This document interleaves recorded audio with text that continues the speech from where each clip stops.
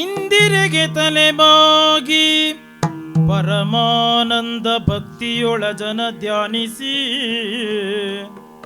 ವಂದಿಸುವೆ ಶಾರದೆಗೆ ಶಕ್ರಾದ್ಯಮರರಿಂಗೆರಗಿ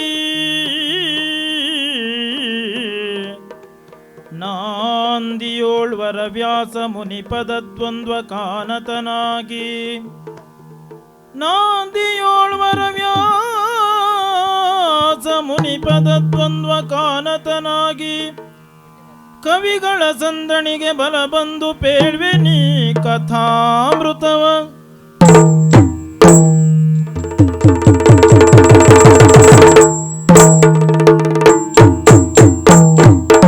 ಬಡವ ಬ್ರಾಹ್ಮಣ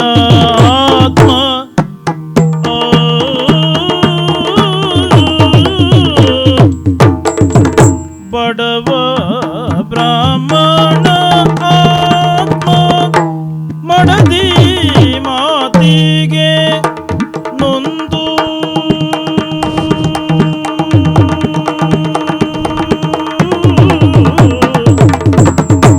ಬಡವ ಬ್ರಾಹ್ಮಣ ಆತ್ಮ ಮಡದಿ ಮಾತಿಗೆ ನೊಂದು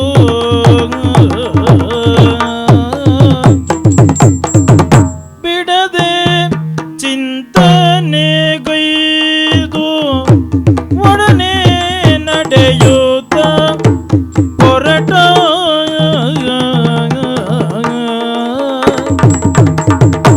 ಬಿಡದೆ ಚಿಂತನೆಗೈದು ಒಡನೆ ನಡೆಯುತ್ತ ಹೊರಟ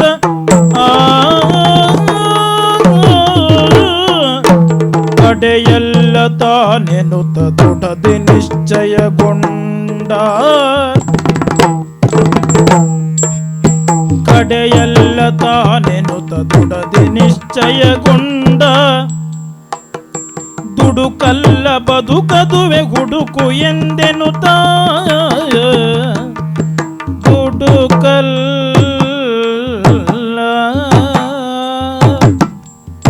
ದುಡುಕಲ್ಲ ಬದುಕದುವೆ ಹುಡುಕು ಅದುವೆ ಗುಡುಕು ಎಂದೆನುತ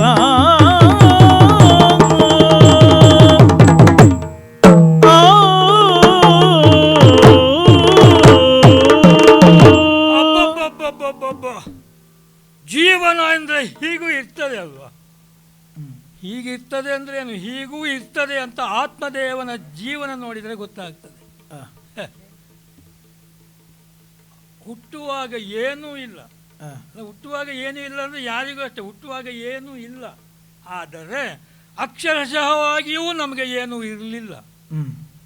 ಆಮೇಲೆ ಬದುಕುತ್ತಾ ಬದುಕುತ್ತಾ ವಿದ್ಯೆಯನ್ನು ಕಲಿತೆ, ಸ್ವಲ್ಪ ಸಂಪಾದನೆಯನ್ನು ಮಾಡಿದೆ, ಊರಿನಲ್ಲೆಲ್ಲ ಒಂದು ಜನ ಅಂತ ಕಾಣಿಸಿಕೊಂಡೆ.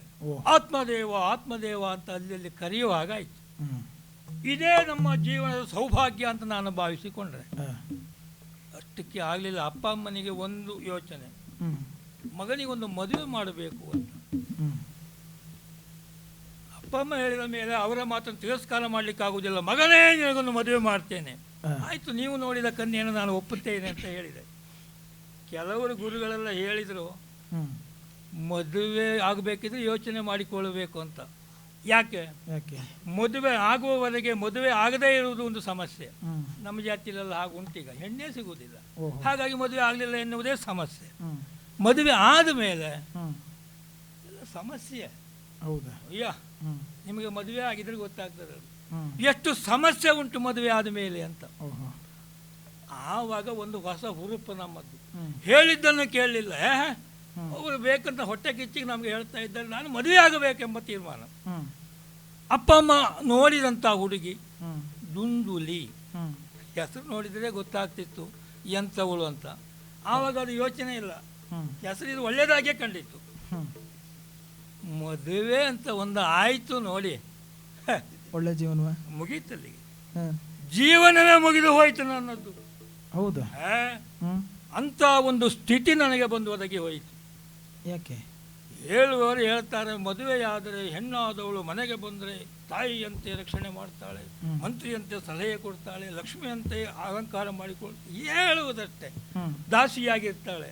ಛೇ, ಯಾವುದಕ್ಕೆ ದಾಸಿ? ಕೆಲಸ ಹೇಳಲಿಕ್ಕೆ ಅವಳು. ಅದನ್ನು ಮಾಡಿ, ಇದನ್ನು ಮಾಡಿ, ಇದು ಯಾಕೆ ಹೀಗೆ ಮಾಡಿದ್ರಿ, ಅದು ಯಾಕೆ ಹಾಗೆ ಮಾಡಲಿಲ್ಲ, ಇಷ್ಟು ಹೊತ್ತಾದರೂ ಯಾಕೆ ಮನೆಗೆ ಬರಲಿಲ್ಲ, ಈಗ ಎಲ್ಲಿಗೆ ಹೊರಟ್ರಿ? ಛೇ, ಪ್ರಶ್ನೆಗಳ ಸುರಿಮಳೆ ನೋಡಿ. ಯಾಕಾದ್ರೂ ಮದುವೆ ಆದನು ಅಂತ ಅನಿಸಿ ಹೋಯ್ತು. ಆದ್ರೆ ನಾವು ಹೇಳುವ ಉಂಟ ಹೊರಗಡೆ, ಆ ವಿಷಯವನ್ನು ಹೇಳಿಕೊಳ್ಳುವಾಗಿಲ್ಲ. ಒಂದು ಮರ್ಯಾದೆ ಪ್ರಶ್ನೆ ನೋಡಿ. ಎಲ್ಲರೂ ಅಷ್ಟೇ, ಗುಟ್ಟು ಬಿಟ್ಟು ಕೊಡುವುದಿಲ್ಲ. ಮನೆ ಒಳಗೆ ಆಗುವ ಸಮಸ್ಯೆ ಎಲ್ಲರಿಗೂ ಹೀಗಿದ್ದ ಇದ್ದರೂ ಹೊರಗಡೆ ಹೇಳುವುದಿಲ್ಲ. ಒಳ್ಳೆ ಸಂಸಾರ ಬಹಳ ಚಂದ ಅಲ್ಲ, ಇಲ್ಲ ಅಂತ ಹೇಳುವುದಿಲ್ಲ. ಕೆಲವರಷ್ಟು ಇರ್ಬೋದು, ಇಲ್ಲ ಅಂತಲ್ಲ. ಆದರೆ ನನ್ನ ಗ್ರಾಚಾರ ನೋಡಿ, ನನಗೆ ಸಿಕ್ಕಿದಂಥವಳು ಒಬ್ಬಳು ದುಂದಲಿ ಎಂಬಂತ ಒಬ್ಬಳು ಹೆಣ್ಣು. ಹೆಣ್ಣು ನೋಡಿದರೆ ಸುಕೋಮಲೆಯಾಗಿರ್ತಾಳೆ. ಎಂಥ ತಾಯಿಯ ಹೃದಯ ಅವಳದ್ದು ಅಂತ ನಾವು ಭಾವಿಸಿಕೊಳ್ಳುವುದು. ಮನೆ ಒಳಗೆ ನೋಡಿದಾಗಲೇ ಗೊತ್ತಾದದ್ದು, ಇಂಥದ್ದೊಂದು ಕಠೋರವಾಗಿರುವಂಥ ಮನಸ್ಸು ಇವಳಿಗೆ ಉಂಟಲ್ಲ. ನಾನು ಏನೇ ಹೇಳಲಿ ಅದಾಗುವುದಿಲ್ಲ. ಕೆಲವು ನಾನು ಉಪಾಯ ಮಾಡಿದೆ, ನಾನು ಬೇಡದಿದ್ದನ್ನೇ ಹೇಳುವುದು, ಆವಾಗಾದರೂ ಒಪ್ಪಿಕೊಳ್ತಾರಲ್ಲ ಅಂತ. ಅದಕ್ಕೆ ತಿರುಗು ಮುರುಗು ಹೇಳಿದರೆ ಸ್ವಲ್ಪ ಅಡ್ಡಿಲ್ಲ. ಅದು ಹಿಂದಿನ ಒಂದು ಕತೆ ಕೇಳಿದ್ದೆ ನಾನು. ಉದ್ದಾಲಕ ಎಂಬ ಋಷಿ ಇದ್ದನಂತೆ. ಅವನಿಗೊಬ್ಬಳು ಚಂಡಿ ಎನ್ನುವಂಥವಳೊಬ್ಬಳು ಹೆಂಡತಿ ಸಿಕ್ಕಿದ್ಲಂತೆ. ಅವನು ನಮ್ಮದು ಹಾಗೆ ಆಯ್ತು. ನನ್ನದು ಅವನದ್ದು ಜಾತಕ ಒಂದೇ ಬಹುಶಃ. ಆ ಒಂದೇ ಜಾತಕ ಆದ್ದರಿಂದ ಹೀಗಾಗಿ ಹೋಯ್ತು. ಅವನಿಗೂ ಹೀಗೆ, ಅವ ಏನು ಹೇಳಿದ್ರು ಅದಕ್ಕೆ ತಿರುಗ ಹೇಳುವುದು ಅವಳು.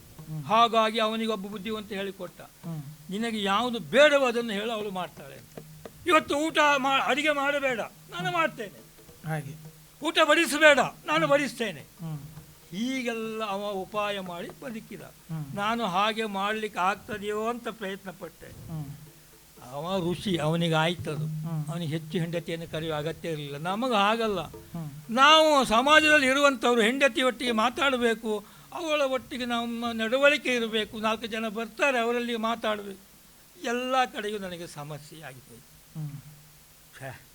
ಇಂಥ ಹೆಣ್ಣಿನೊಳಗೆ ಬಾಳುವೆ ಮಾಡಲಿಕ್ಕೆ ಸಾಧ್ಯ ಉಂಟಾ? ಏನೋ ನಾನು ಹಾಗೆ ಯೋಗುತ್ತಾ ಇಲ್ಲಿವರೆಗೆ ಬಂದೆ. ಇವತ್ತೊಂದು ಮಾತು ಹೇಳಿದಳು ನೋಡಿ ಅವಳು. ಛೇ ಛೇ ಛೇ ಛೇ, ಹೆಂಡತಿ ಆದವಳು ಹೇಳಬಾರದ ಮಾತದು. ಹಿಂದೆ ಒಂದು ಕತೆ ಕೇಳಿದ್ದುಂಟು. ಅರ್ಜುನನಿಗೆ ಸುಭದ್ರೆ ಒಮ್ಮೆ ಇದೇ ಮಾತು ಹೇಳಿದ್ದಳಂತೆ.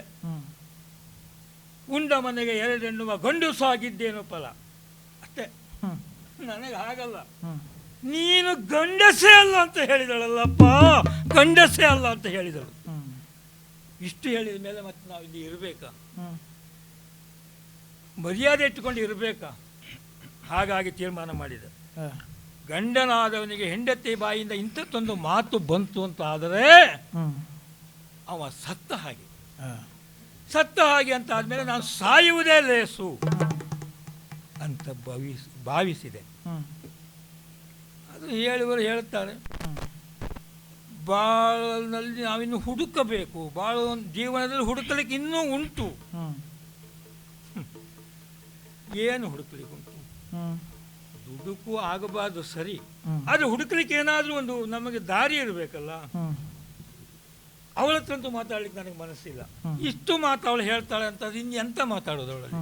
ಹಾಗಾಗಿ ಅವಳನ್ನು ಬಿಟ್ಟೆ, ಮನೆಯನ್ನು ಬಿಟ್ಟೆ, ಮೆಟ್ಟಿಲಿಳಿದು ಹೊರಗೆ ಹೊರಟೆ. ಹೋಗ್ತೇನೆ ನೋಡೋಣ. ತುಂಗಭದ್ರಾ ನದಿಯ ತಟದಲ್ಲಿ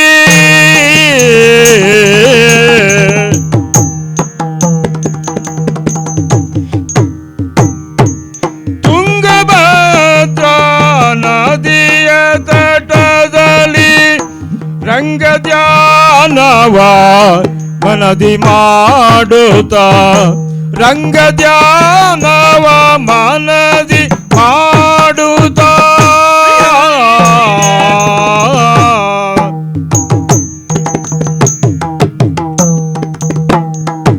ಭಂಗವಿಲ್ಲದೆ ವರವ ಕರುಣಿಸೋ,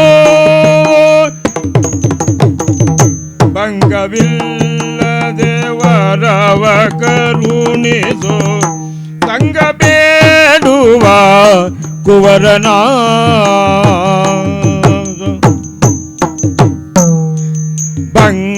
ಸಂಗವಿಲ್ಲದೆ ವರವ ಕರುಣಿಸು ಸಂಗ ಬೇಡುವ ಕುವರನ ಆ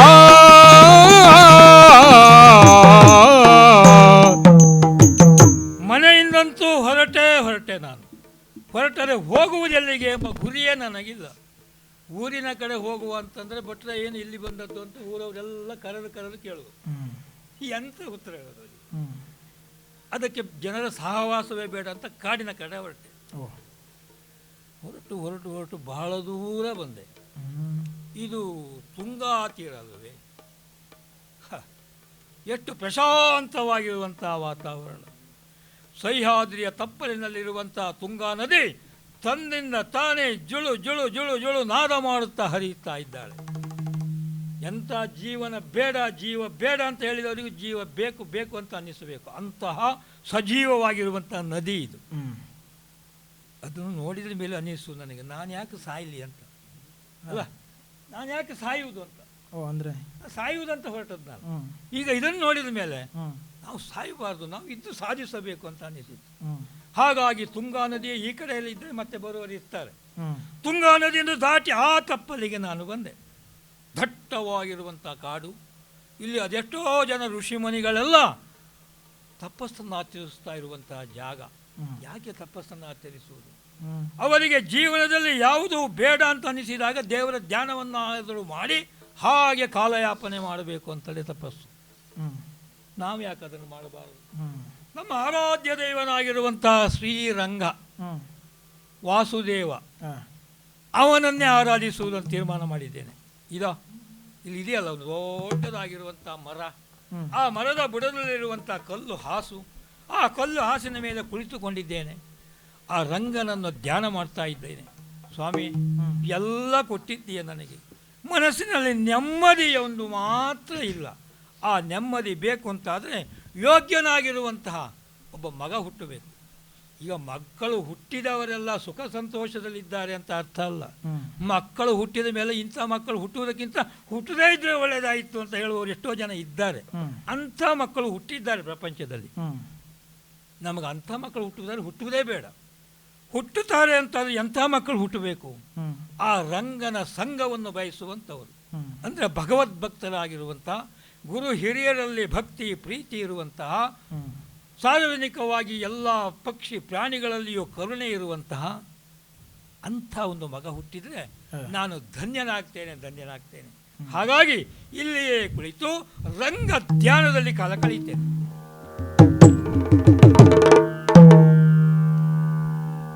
ಇನಿತು ಕೆಲ ದಿನ ಉರುಳೆ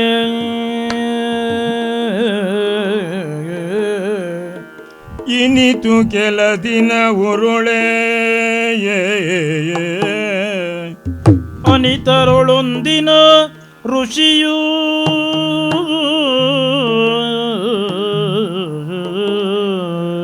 ಅನಿತರೊಳೊಂದಿನ ಋಷಿಯೂ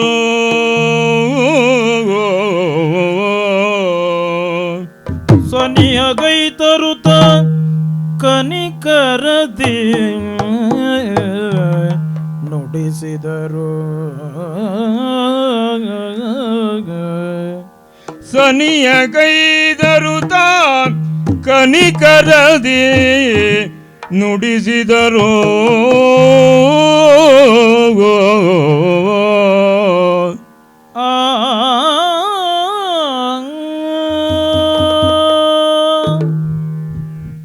ಸರ್ವಸಂಗ ಪರಿತ್ಯಾಗಿಯಾದಂತಹ ನಾನು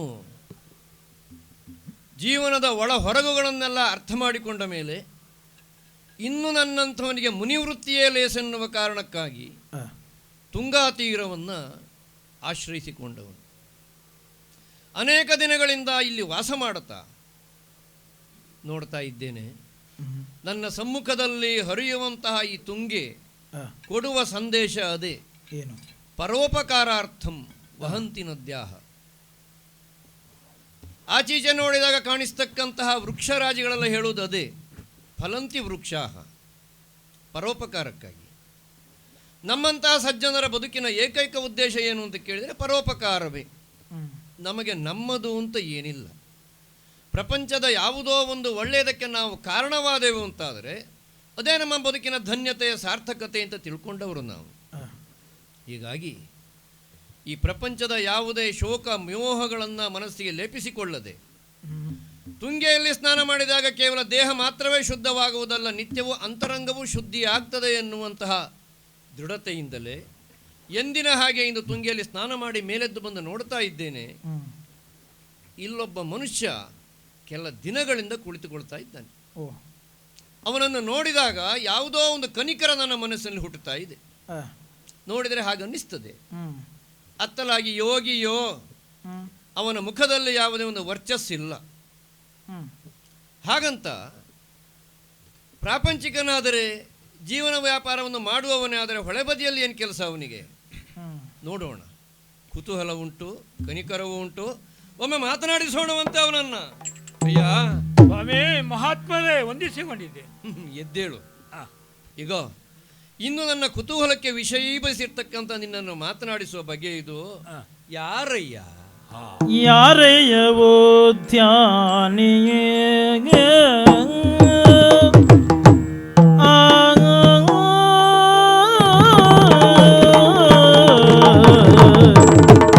ಯಾರಯ್ಯವೋ ಧ್ಯಾನಿಯೇ ಯಾರಯ್ಯವೋ ಧ್ಯಾನಿಯೇ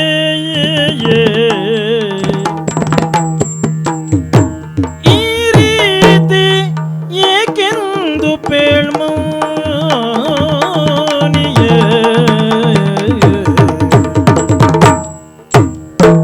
ಈ ರೀತಿ ಏಕೆಂದು ಪೇಳ್ಮೋನಿಯೇ ಮೌನಿಯೇ ಧ್ಯಾನಿಯೇ ಮೌನಿಯೇ ಧ್ಯಾನಿಯೇ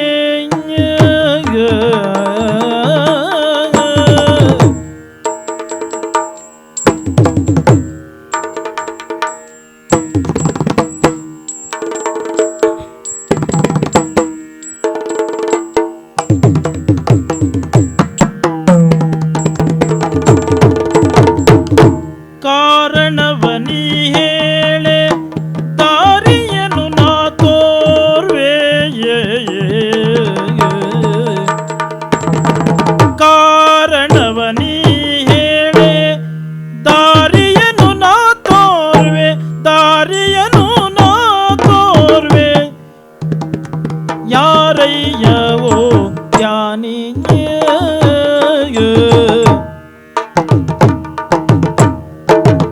ಕಾರಣವನಿ ಬೇಳೆ ದಾರಿಯನು ನಾ ತೋರ್ವೆ ಯಾರಯ್ಯ ಯಾರಯ್ಯ ಯಾರಯ್ಯ ಯಾರಯ್ಯ ಯಾರಯ್ಯವೋ ಧ್ಯಾನಿಯೇ ಈ ರೀತಿ ಏಕೆಂದು ಬೇಳ್ ಮೌನಿಯೇ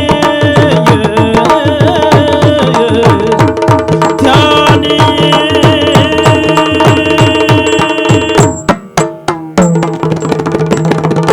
ಯಾರಯ್ಯವೋ ಧ್ಯಾನಿಯೇ. ಅಯ್ಯ, ನಿನ್ನನ್ನು ನೋಡುವಾಗ ಹುಟ್ಟುವುದು ಕನಿಕರದ ಜೊತೆಗೆ ಕುತೂಹಲವೂ ಹೌದು. ನಿನ್ನ ಅವಸ್ಥೆ ಹಾಗಿದೆ. ಅತ್ತಲಾಗಿ ನೀನೊಬ್ಬ ಪ್ರಾಪಂಚಿಕನು ಅಂತ ಕೇಳಿದರೆ, ಅದೇ ಆದರೆ ಮನೆ ಮಠಗಳನ್ನು ತೊರೆದು ಈ ತುಂಗಾ ತೀರದಲ್ಲಿ ಕುಳಿತುಕೊಳ್ಳಬೇಕಾದ್ದಿರಲಿಲ್ಲ. ಹಾಗಂತ ಯೋಗಿಯೋ ಅಂತ ಕೇಳಿದರೆ ಅದರ ಎಲ್ಲ ಲಕ್ಷಣಗಳು ನಿನ್ನಲ್ಲೇನಿಲ್ಲ. ಒಂದೆಡೆಯಲ್ಲಿ ಕುಳಿತುಕೊಂಡಿದ್ದಿ ಹೇಳುವುದಕ್ಕೆ ಮಾತ್ರವೇ ನಿನ್ನ ಯೋಗಿ ಅಂತ ಪರಿಗಣಿಸಲಿಕ್ಕೆ ಆಗದು. ಬಾಯಿಂದ ಹೊರಬೀಳುವಂಥ ಎಲ್ಲ ಶಬ್ದಗಳು ಮಾತು ಅಲ್ಲ, ಮಂತ್ರವೂ ಅಲ್ಲ, ಸಂಗೀತವೂ ಅಲ್ಲ. ಏನೋ ಮಣ ಮಠ ಮಠ ಆಡ್ತಿ. ಹಾಗಂತ ತಪಸ್ಸೆ ಆದರೆ ಅದಕ್ಕೆ ಬೇರೆ ಬೇರೆಯಾದಂಥ ವಿಧಿ ನಿಷೇಧಗಳು ಕ್ರಮಗಳೆಲ್ಲ ಇದ್ದಾವೆ. ಯಾರಯ್ಯ ನೀನು? ನಾನು ಬಹಳ ಕಾಲದಿಂದಲೂ ಇಲ್ಲಿ ಸಂಚಾರ ಮಾಡಿಕೊಳ್ತಾ ಇದ್ದವನು. ಇತ್ತೀಚೆಗೆ ಕೆಲವು ದಿನಗಳಿಂದ ಮಾತ್ರವೇ ನಿನ್ನನ್ನು ನೋಡ್ತಾ ಇರೋದು. ಈ ರೀತಿಯಾಗಿ ನೀನಿಲ್ಲಿ ಕುಳಿತುಕೊಳ್ಳುವುದಕ್ಕೆ ಕಾರಣವೇನು? ನಿನ್ನಷ್ಟಕ್ಕೆ ನೀನು ಬದುಕಲಬಹುದು, ಏನನ್ನು ಮಾಡಲೂಬಹುದು. ಪ್ರಪಂಚದಲ್ಲಿ ಎಲ್ಲರಿಗೂ ಆ ಜೀವ ಸ್ವಾತಂತ್ರ್ಯ ಉಂಟು. ನೀನು ಕುಳಿತುಕೊಳ್ಳುವುದಕ್ಕೋ ಬಾಯಲ್ಲಿ ಯಾವುದೋ ಜಪವನ್ನು ಮಾಡುವುದಕ್ಕೋ ನನ್ನದ್ದೇನು ಆಕ್ಷೇಪ ಏನಲ್ಲ. ಮೊದಲಾಗಿ ಬೇಕಾದ್ದು ನಿನ್ನ ಪರಿಚಯ. ಅದರ ಜೊತೆಗೆ ನಿನ್ನ ಮುಖದಲ್ಲಿ ಯಾವುದೋ ಒಂದು ಆತಂಕ, ಯಾವುದೋ ಒಂದು ಗೊಂದಲ, ಹಾ. ಒಂದು ಅವ್ಯವಸ್ಥೆ ಸಮಗ್ರವಾಗಿ ನಿನ್ನೊಳಗೆ ನನಗೆ ಕಾಣ್ತಾ ಇದೆ. ನಾವು ಹೊರಗನ್ನು ಮಾತ್ರ ಕಾಣುವವರಲ್ಲ, ಹೊರಗಿನ ಒಳಗನ್ನು ಅರ್ಥ ಮಾಡಿಕೊಳ್ಳಬಲ್ಲೆವಾದ್ದರಿಂದ ಯಾವುದೋ ಒಂದು ಅತಂತ್ರ ಸ್ಥಿತಿ ನಿನ್ನದ್ದು ಅಂತ ನಾನು ಎಣಿಸ್ತೇನೆ. ಅಯ್ಯ, ಪ್ರಪಂಚದಲ್ಲಿ ನಮ್ಮಿಂದ ನಮಗಾಗಬೇಕಾದ್ದು ಅಂತ ಏನೂ ಇಲ್ಲ. ನಮ್ಮಿಂದ ಯಾರಿಗಾದರೂ ಒಂದು ಎಳ್ಳಿನಿತು ಪ್ರಯೋಜನವಾದರೂ ನಮಗಷ್ಟೇ ಧನ್ಯತೆ ಆಗಿರುವ ಕಾರಣ ನಿನಗೇನಾದರೂ ನನ್ನಿಂದ ನಿನಗೆ ಕಾಲೋಚಿತವಾದಂತಹ ಸಲಹೆಯೋ ಸಹಾಯವೋ ಆಗುವುದಾದರೆ ಆಗಲಿ ಅಂತ ಎನ್ನುವ ಕಾರಣಕ್ಕಾಗಿ ಕನಿಕರನ್ನ ಕೇಳೋದು. ಯಾರು ನೀನು? ಇಲ್ಲಿ ಯಾಕೆ ಕುಳಿತಿದ್ದಿ? ಏನಾಗಬೇಕು? ನಿನ್ನ ಇತಿವೃತ್ತಾಂತಗಳೇನು ಸ್ವಾಮಿ ಹೇಳ್ತೀಯೋ?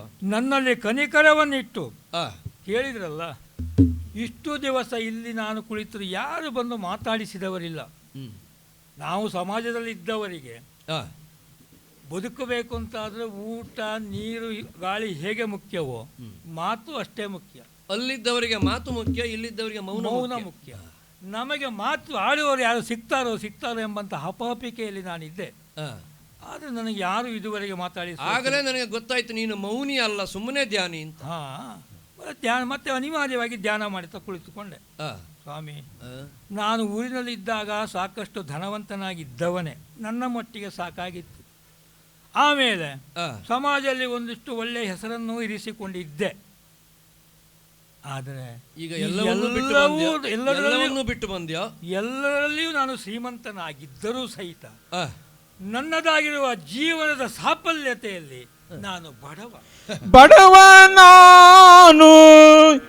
ರುಚಿಯೇ ಕೇಳು ಮನದಿ ನೊಂದೇ,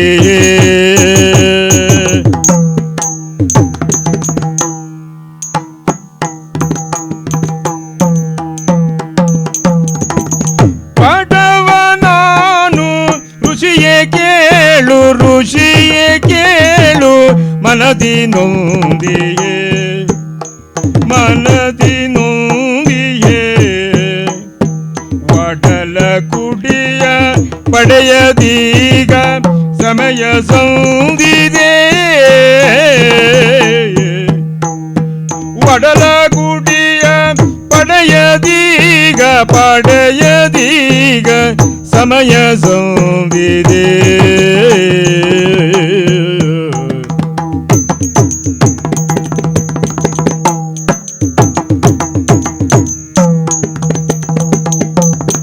ಒಡಲ ಕುಡಿಯ ಪಡೆಯದೀಗ ಸಮಯ ಸಂದಿದೆ.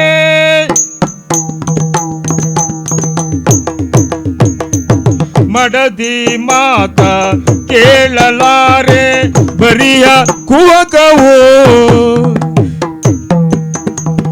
ಮಡದಿ ಮಾತ ಕೇಳಲಾರೆ ಬರಿಯ ಕುವಕವು.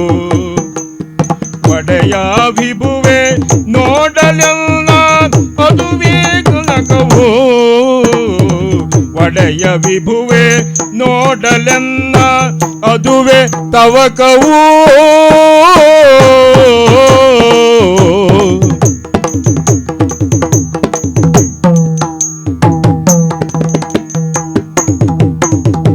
ಮಡದಿ ಮಾತ ಕೇಳಲಾರೆ ಬರಿಯ ಕುವಕವೋ, ಮಡದಿ ಮಾತ ಕೇಳಲಾರೆ ಬರಿದೆ ಕುಹಕವೋ. ಒಡೆಯ ವಿಭುವ ನೋಡಲೆಲ್ಲ ಅದುವೇ ತವಕವೋ, ಒಡೆಯ ವಿಭುವೆ ನೋಡಲೆಲ್ಲ ಅದುವೇ ತವಕವೋ.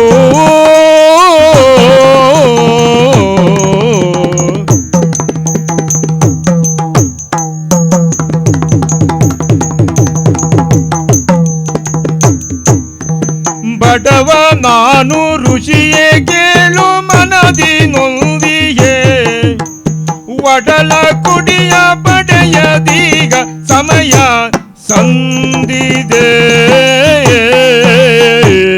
ಸ್ವಾಮಿ, ಅಯ್ಯ, ಎಲ್ಲ ಇದ್ದು ಏನೂ ಇಲ್ಲದವನಾಗಿ ಹೋಗಿದ್ದೇನೆ ನಾನು. ನನ್ನದಾಗಿರುವಂಥ ಜೀವನದಲ್ಲಿ ನನಗಿರುವ ಎಲ್ಲ ಸೌಲಭ್ಯಗಳು ಇದ್ದದ್ದು ಹೌದಾದರೆ ಸುಖ ಸಂತೋಷದಿಂದ ಜೀವನವನ್ನು ಮಾಡಬೇಕಾಗಿತ್ತು. ನೋಡುವವರು ಹೊಟ್ಟೆ ಕಿಚ್ಚು ಪಡಬೇಕು, ಇಷ್ಟು ಉಂಟಲ್ಲ ಇವನಿಗೆ ಅಂತ. ಅದು ಏನು ಮಾಡೋಣ ಸ್ವಾಮಿ, ಹ್ಮ್ ನನಗೊಬ್ಬಳು ಮಡದಿ ಇದ್ದಾಳೆ. ಹ್ಮ್ ಆ ಮಡದಿಯ ದೆಸೆಯಿಂದಾಗಿ ನನ್ನ ಕುಲ ಅಭಿವೃದ್ಧಿ ಆಗಬೇಕಾಗಿತ್ತು. ಹ್ಮ್ ನನ್ನ ಕುಲ ಅಭಿವೃದ್ಧಿ ಆಗುವುದಿರಲಿ, ಹ್ಮ್. ನನಗೆ ಮಕ್ಕಳೇ ಹುಟ್ಟಲಿಲ್ಲ. ಸ್ವಾಮಿಯ ಮಕ್ಕಳು ಹುಟ್ಟಲಿಲ್ಲ. ಹ್ಮ್ ಹುಟ್ಟದೇ ಇರುವುದಕ್ಕೆ ಕಾರಣ ಯಾರು ಅಂತ ಕೇಳಿದರೆ ನನಗೆ ಸಹಕರಿಸಿದ ನನ್ನ ಪತ್ನಿ. ಹ್ಮ್ ಹ್ಮ್ ಹಾಗಂತ ದೂಷಣೆ ಮಾಡುವುದು ಯಾರನ್ನು ಅಂತ ಕೇಳಿದರೆ ನನ್ನನ್ನೇ. ಹಾ ಈ ವಿಷಯದಲ್ಲಿ ಬಹಳಷ್ಟು ಕಾಲ ನಾನು ಅವಳಿಗೆ ತಿಳಿ ಹೇಳಿ ಹೇಳಿ ಹೇಳಿ ಸಾಕಾಗಿ ಹೋಗಿದೆ. ಹ್ಮ್ ಅವಳಿಗೆ ಅದರ ಬಗ್ಗೆ ಆಸಕ್ತಿ ಇಲ್ಲ. ಹ್ಮ್ ನನಗೆ ಮಕ್ಕಳು ಬೇಕು. ತಮ್ಮ ಜೀವನವನ್ನು ನಾವು ನಮ್ಮ ಜೀವನ ಹೇಗಿದ್ದರೂ ಸಹಿತ ಹ್ಮ್ ಅದನ್ನು ಸಂತೋಷದಾಯಕವಾಗಿ ಮಾಡಿಕೊಳ್ಳುವುದೋ ಅಥವಾ ದುಃಖದಾಯಕವಾಗಿ ಮಾಡಿಕೊಳ್ಳುವುದು ನಮ್ಮ ಕೈಯಲ್ಲಿ ಉಂಟದು. ಹ್ಮ್ ಅವಳು ನಾವು ಸುಖದಾಯಕವಾಗಿರುವ ದಾರಿಯಲ್ಲಿ ಹೋಗೋಣ ಅಂತ ಹೇಳಿದರೆ ಆ ದಾರಿಗೆ ಅವಳು ಬರುವುದಿಲ್ಲ. ಅವಳ ಮಾತನ್ನು ನನಗೆ ಇನ್ನು ಕೇಳಲಿಕ್ಕೆ ಆಗಲಿಲ್ಲ ಸ್ವಾಮಿ. ಹ್ಮ್ ಹಾಗಾಗಿ ನಾನು ಹೊರಟೆ. ಹಾ. ಹಾಗಾಗಿ ಹೊರಟೆ ಸ್ವಾಮಿ. ಹ? ಯಾಕೆ ಹೊರಟೆ? ಹ. ಕಾಡಿನಲ್ಲಿ ಹೋಗಿ ನನ್ನ ಪ್ರಾಣವನ್ನು ತ್ಯಾಗ ಮಾಡಿ ಆದರೂ ಹ. ನಾನು ಮೋಕ್ಷ ಪಡೆಯುವ ಪ್ರಯತ್ನ ಪಡಬೇಕು. ಮಕ್ಕಳನ್ನು ಪಡೆದು ನನಗೆ ಮೋಕ್ಷ ಆಗಲಿಕ್ಕಿಲ್ಲ ಅಂತ ತಿಳ್ಕೊಂಡೆ. ಹಾಗೆಲ್ಲ ಮನೆಯಲ್ಲಿ ವಿರಸವನ್ನು ಮಾಡಿಕೊಂಡು ಎಲ್ಲಿಯಾದರೂ ಹೋಗಿ ಪ್ರಾಣ ಬಿಟ್ಟವರಿಗೆಲ್ಲ ಮೋಕ್ಷ ಸಿಗ್ತದೆ ಅಂತ ಎಲ್ಲಿ ಉಂಟಾ? ಮತ್ತೆ ಏನು ಮಾಡಿ? ಅದಕ್ಕೆಲ್ಲ ಬೇರೆ ಬೇರೆ ಕ್ರಮಗಳೇ ಇದ್ದಾವೆ. ಇದ್ದಾರೆ, ಹೌದು. ನನಗೆ ಆ ಹೊತ್ತಿಗೆ ಹೊಳೆದದ್ದು ಅದು ಮಾತ್ರ. ಅದೇ ಸಮಸ್ಯೆಯಿಂದ ಪಾರಾಗ್ಲಿಕ್ಕೆ ಒಂದು ಸುಲಭವಾದ ಉಪಾಯ ಅಂತ ಕೇಳಿದ್ರೆ ಪ್ರಾಣ ಕಳ್ಕೊಳ್ಳುವುದು. ಸಮಸ್ಯೆ ಏನು ಅದರಿಂದ ಪರಿಹಾರ ಆಗುವುದು. ಆದರೆ ನಾನು ಬರುವಾಗ ನೋಡಿದಂಥ ಹಲವಷ್ಟು ಪ್ರಾಣಿ ಪಕ್ಷಿಗಳೆಲ್ಲ ತಮ್ಮ ಕಷ್ಟ ಕೋಟಲೆಗಳ ಮಧ್ಯದಲ್ಲಿಯೂ ಎಂಥ ಆನಂದ ಜೀವನವನ್ನು ಅನುಭವಿಸ್ತಾ ಇದ್ದಾರೆ. ಅಷ್ಟು ಕಷ್ಟ ಕೋಟಲೆಗಳಿದ್ದರೂ ಅವರಿಗೆ ಆನಂದ ಉಂಟು. ನಮಗೆ ಇಷ್ಟೆಲ್ಲ ಉಂಟು, ಭಗವಂತ ಇಷ್ಟು ಕೊಟ್ಟಿದ್ದಾನೆ, ನಮಗೊಂದು ಸಂತೋಷ ಜೀವನ ನಡೆಸಲಿಕ್ಕೆ ಆಗುವುದಿಲ್ವ? ಜೀವನ ನಡೆಸಲಿಕ್ಕೆ ಹೆಂಡತಿ ಮಕ್ಕಳೇ ಬೇಕಾ? ಅದು ಬೇಕು ಅಂತಂದ್ರೆ ಈಗಲೇ ಆಗಬೇಕಾ? ಆಗುವುದಿದ್ರೆ ದೇವ್ ಕೊಟ್ಟರೆ ಯಾವಾಗಲೂ ಆಗುವುದಿಲ್ವ? ಬಹಳ ಯೋಚನೆ ಮಾಡಿದ್ದೀನಿ, ಬಹಳಷ್ಟು ಯೋಚನೆ ಮಾಡಿದೆ. ಹೀಗೆಲ್ಲ ಯೋಚನೆ ಮಾಡಿದಂಥ ನಾನು ಪ್ರಾಣ ಕಳ್ಕೊಳ್ಬಾರ್ದು ಅಂತ ತೀರ್ಮಾನಕ್ಕೆ ಬಂದು ಇಲ್ಲಿ ಕುಳಿತು ಭಗವದ್ ಧ್ಯಾನ. ಆ ಭಗವಂತ ನನಗೆ ಸಾಧ್ಯವಿದ್ದರೆ, ನನಗೆ ಪುಣ್ಯವಿದ್ದರೆ ಮಕ್ಕಳಾಗುವಂತ ಹರಸುವುದಿಲ್ವ? ಅವನನ್ನೇ ಕುರಿತು ಧ್ಯಾನ ಮಾಡಿದಾಗ ನಮಗೊಂದು ಅವನದೊಂದು ಹಾರೈಕೆ ಬಂದರೆ ಸಾಕು. ಹೆಚ್ಚು ಬೇಡ, ಸ್ವಲ್ಪ ಕೈ ಈ ಕಡೆ ತಿರುಗಿಸಿದ್ರೆ ಸಾಕು, ನಮ್ಮ ಜೀವನ ನೆಟ್ಟಗಾದ ಹಾಗೆ. ಹಾಗಾಗಿ ಆ ರೀತಿಯ ಒಂದು ಅಭಿಲಾಷೆಯಿಂದ ಇಲ್ಲಿ ಕುಳಿತುಕೊಂಡಿದ್ದೆ. ಸಂಸಾರದಲ್ಲಿ ಸಮಸ್ಯೆ, ಬಡತನ, ಹೆಂಡತಿಯ ಕುಹಕದ ಮಾತು, ಅದರ ಜೊತೆಗೆ ಮಕ್ಕಳಿಲ್ಲ ಅನ್ನೋದಕ್ಕೆ ಇನ್ನೂ ನನ್ನ ಮೇಲೆ ಅವಳದ್ದು ಹೀಗಳಿಕೆಯ ಮಾತು. ಬಡತನವಾದರೂ ತುಂಬಿಕೊಳ್ಳಿಕ್ಕೆ ಬಂದೀತು, ಸಾಧ್ಯವಾದಷ್ಟು ಅದನ್ನು ನಾನು ತುಂಬಿದ್ದೇನೆ. ಆದರೆ ಇದು ಹೀಗಾಗುವುದಿಲ್ಲ ಅಂತ ಮಾನಸಿಕವಾದದ್ದು. ಹಾಗಾಗಿ ಮನುಷ್ಯ ಪ್ರಯತ್ನ ಎಲ್ಲವನ್ನು ಕೈಬಿಟ್ಟು ದೇವರೇ ಗತಿ ಅಂತ ಇಲ್ಲಿ ಬಂದು ಕುಳಿತುಕೊಂಡಿದ್ದೆ. ಆ ವಿಭುವಾದರೂ ನಿನ್ನ ಮೇಲೆ ದಯ ತೋರ್ತಾನ ನೋಡುದು ನೀನು. ಏನು ಹೇಳ? ವಿಭುವದ ನೋಡುವುದು ಕಡೆಗೀನ ಮಾತು,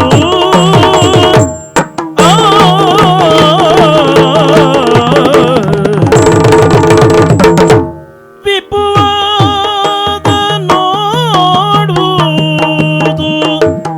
ಕಡೆಗೀನ ಮಾತು,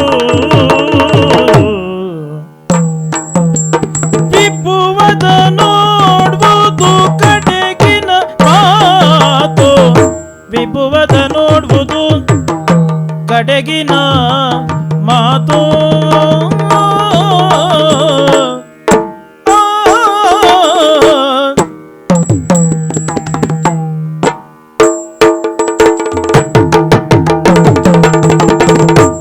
ನಭದಲ್ಲಿ ಮೀನುಗುವ ತಾರೆಯ ಕುರಿತು, ನಭದಲ್ಲಿ ಮೀನುಗುವ ತಾರೆಯ ಕುರಿತು, ನಭದಲ್ಲಿ ಮಿನುಗುವ ತಾರೆಯ ಕುರಿತು, ವಿಭುವದ ನೋಡುವುದು ಕಡೆಗಿನ ಮಾತು.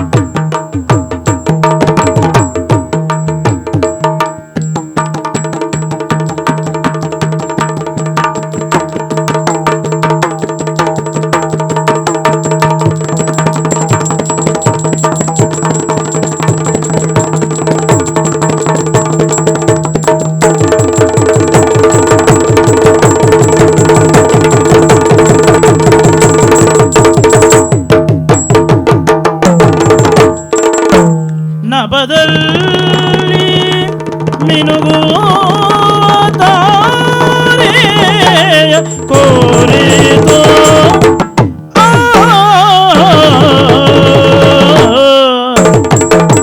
ಲೋಭದಿ ಎಣಿಕೆಯ ಮಾಡಿದರೆ ನೀತು ಲೋಭದಿ ಎಣಿಕೆಯ ಮಾಡಿದರೆ ನೀತು ನಭದಲ್ಲಿ ತಿರುಗುವ ತಾರೆಯ ಕುರಿತು ನಭದಲ್ಲಿ ಮಿನುಗುವ ತಾರೆಯ ಕುರಿತು ಲೋಭದಿ ಎಣಿಕೆಯ ಮಾಡಿದರೆ ನೀತು ಲಾಭವು ಬರುವುದೇ ಸುಮ್ಮನೆ ಕುಳಿತು ಲಾಭವು ಬರುವುದೇ ಸುಮ್ಮನೆ ಕುಳಿತು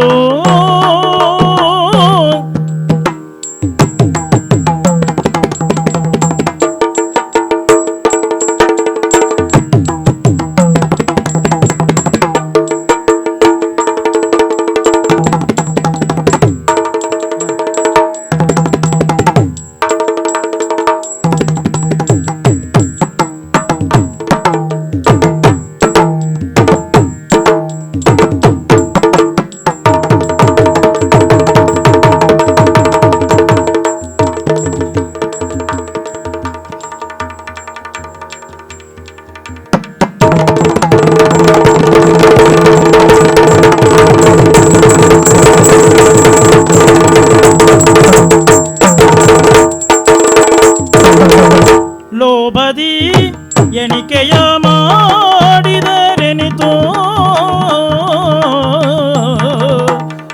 ಆ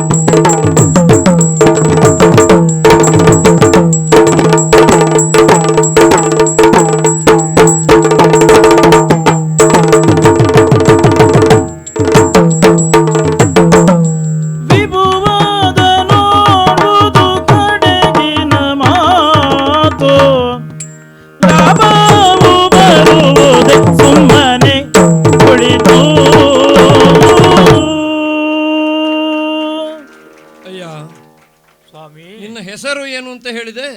ಆತ್ಮದೇವ. ಹೆಸರೇನೋ ಒಳ್ಳೆದುಂಟು, ಆತ್ಮದೇವ. ನನಗೆ ಒಂದು ಸ್ಪಷ್ಟ ಆಯ್ತು, ನೀನು ನನ್ನ ಜೊತೆ ಬರೋ ಜನ ಅಲ್ಲ ಅಂತ. ಅಂದರೆ ನಾವಾದರೆ ಸರ್ವಸಂಗ ಪರಿತ್ಯಾಗಿಗಳು, ನಿನಗೆ ಹಾಗಲ್ಲ. ಆ ಮೋಹ ಯಾವುದು ಸಡಿಲ ಆಗಲಿಲ್ಲ. ಈ ಹೊತ್ತಿಗೆ ಬೇಡ ಅಂತ ಕಂಡಿದ್ದಷ್ಟೇ.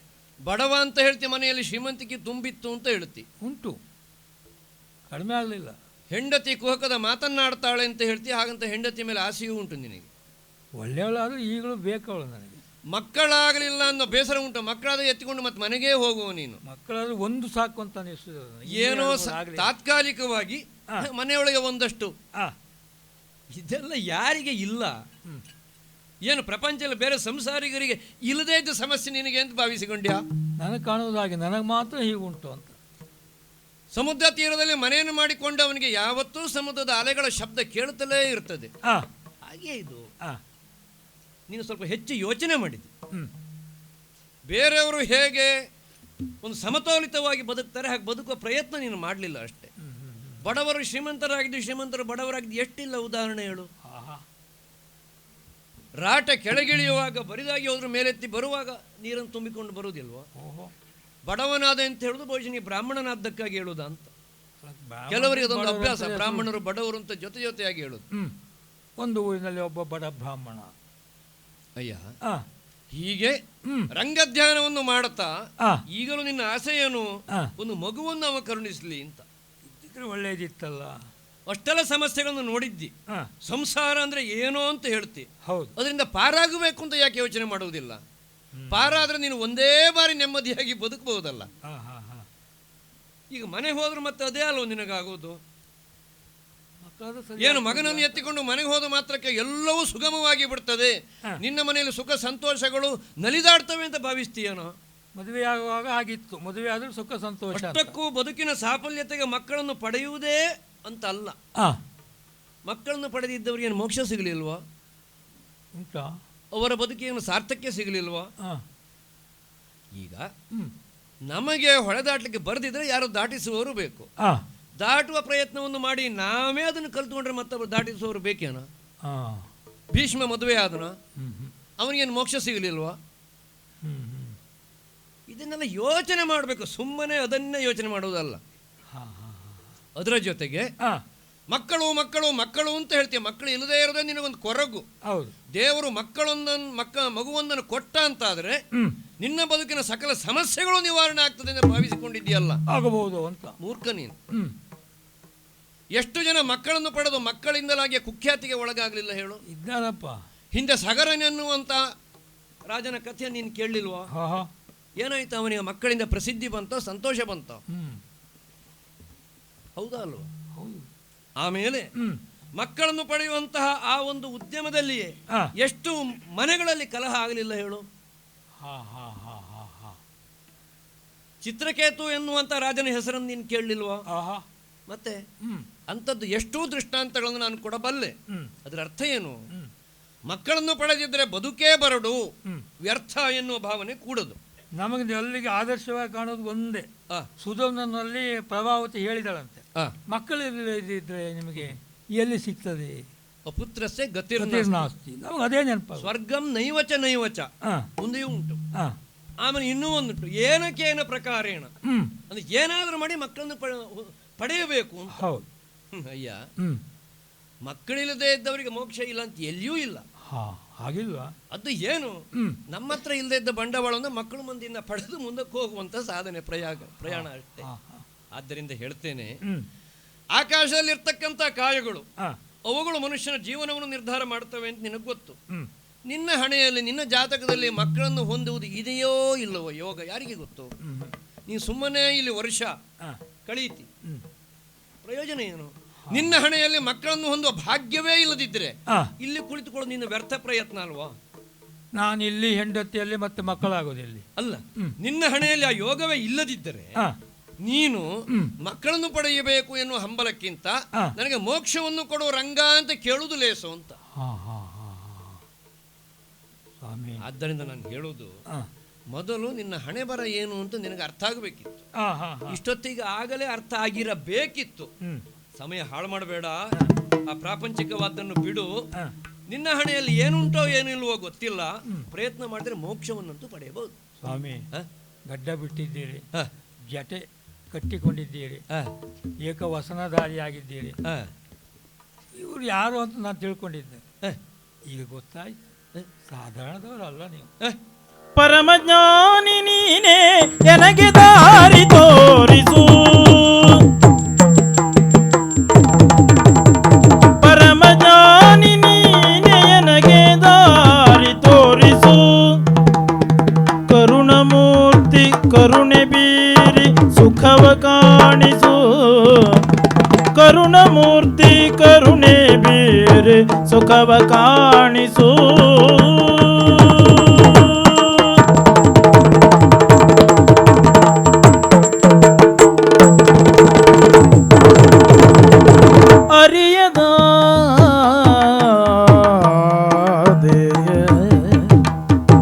ಅರಿಯದಾದೆ ಬದುಕು ಭವರ ಎಂಬ ನಿತ್ಯವ, ಅರಿಯದಾದೆ ಬದುಕು ಭವರ ಎಂಬ ನಿತ್ಯವ, ಮರೆಯಲಾರೆ ಎಂದು ನಿಮ್ಮ ಪರಮ ಸತ್ಯವ, ಮರೆಯಲಾರೆ ಎಂದು ನಿಮ್ಮ ಪರಮ ಸತ್ಯವ, ಪರಮ ಸತ್ಯವ.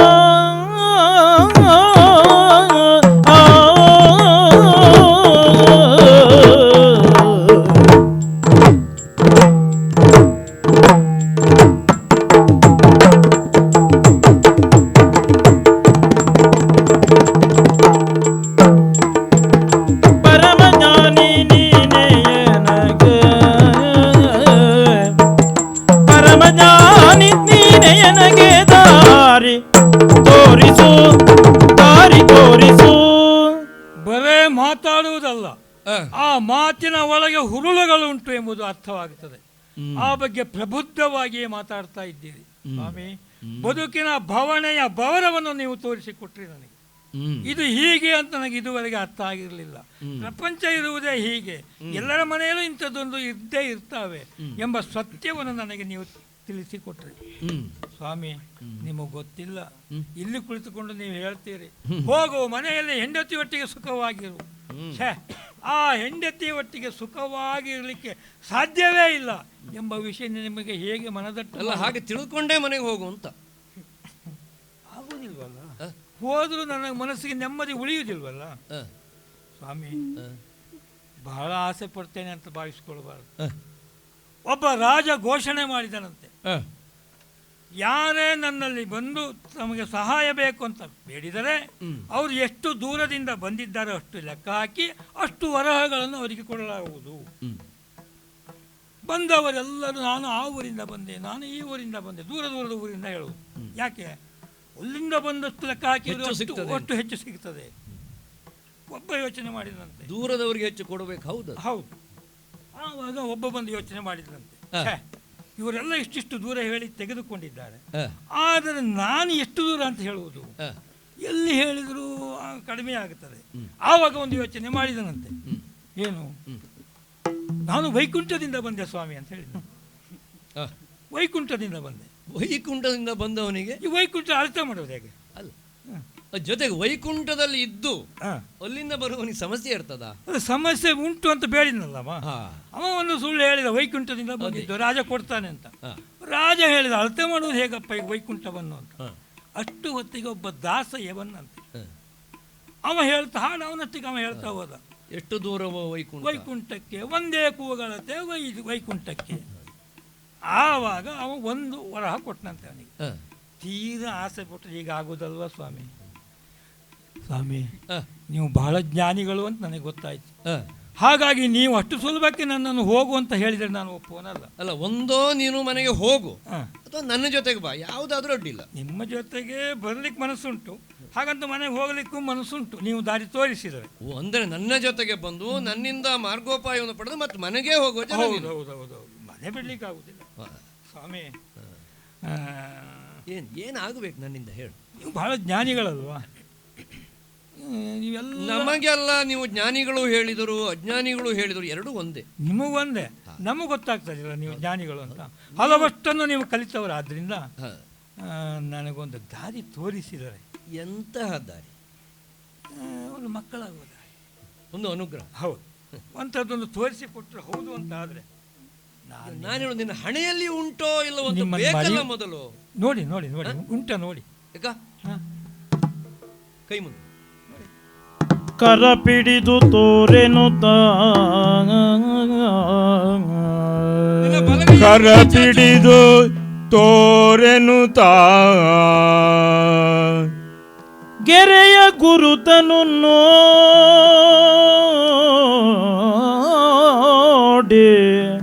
ಗೆರೆಯ ಗುರುತನು ನೋಡಿ,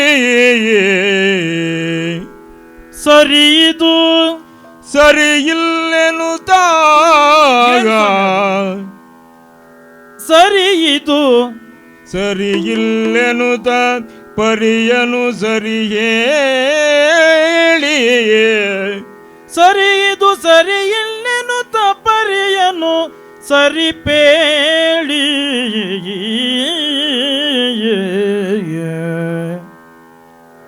ಆ ಆ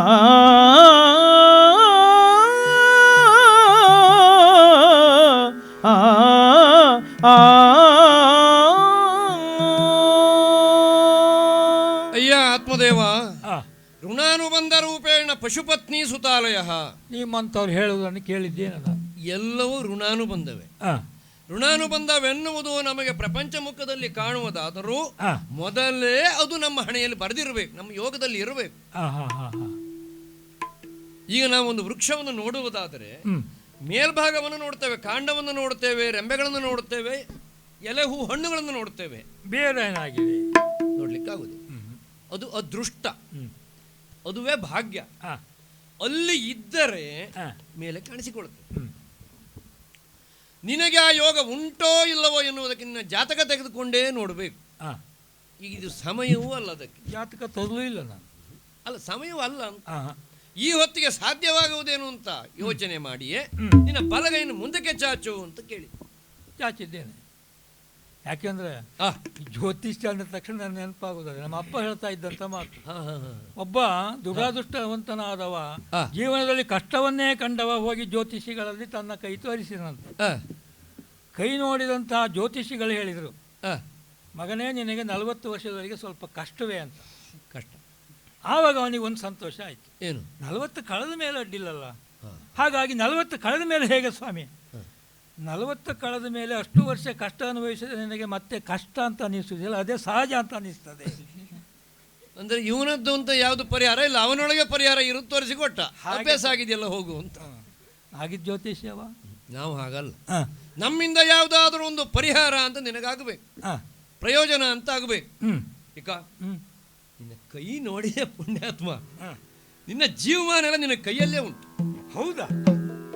ಒಂದು ಮಾತುಂಟು ಯಾವತ್ತು, ಅವರವರ ಭವಿಷ್ಯವೆನ್ನುವುದು ಯಾವತ್ತೂ ಅವರ ಕೈಯಲ್ಲೇ ಇರ್ತದೆ ಅಂತ. ಅವ ಕೆಲಸ ಮಾಡಿಕೊಳ್ಬೇಕು ಅಂತ.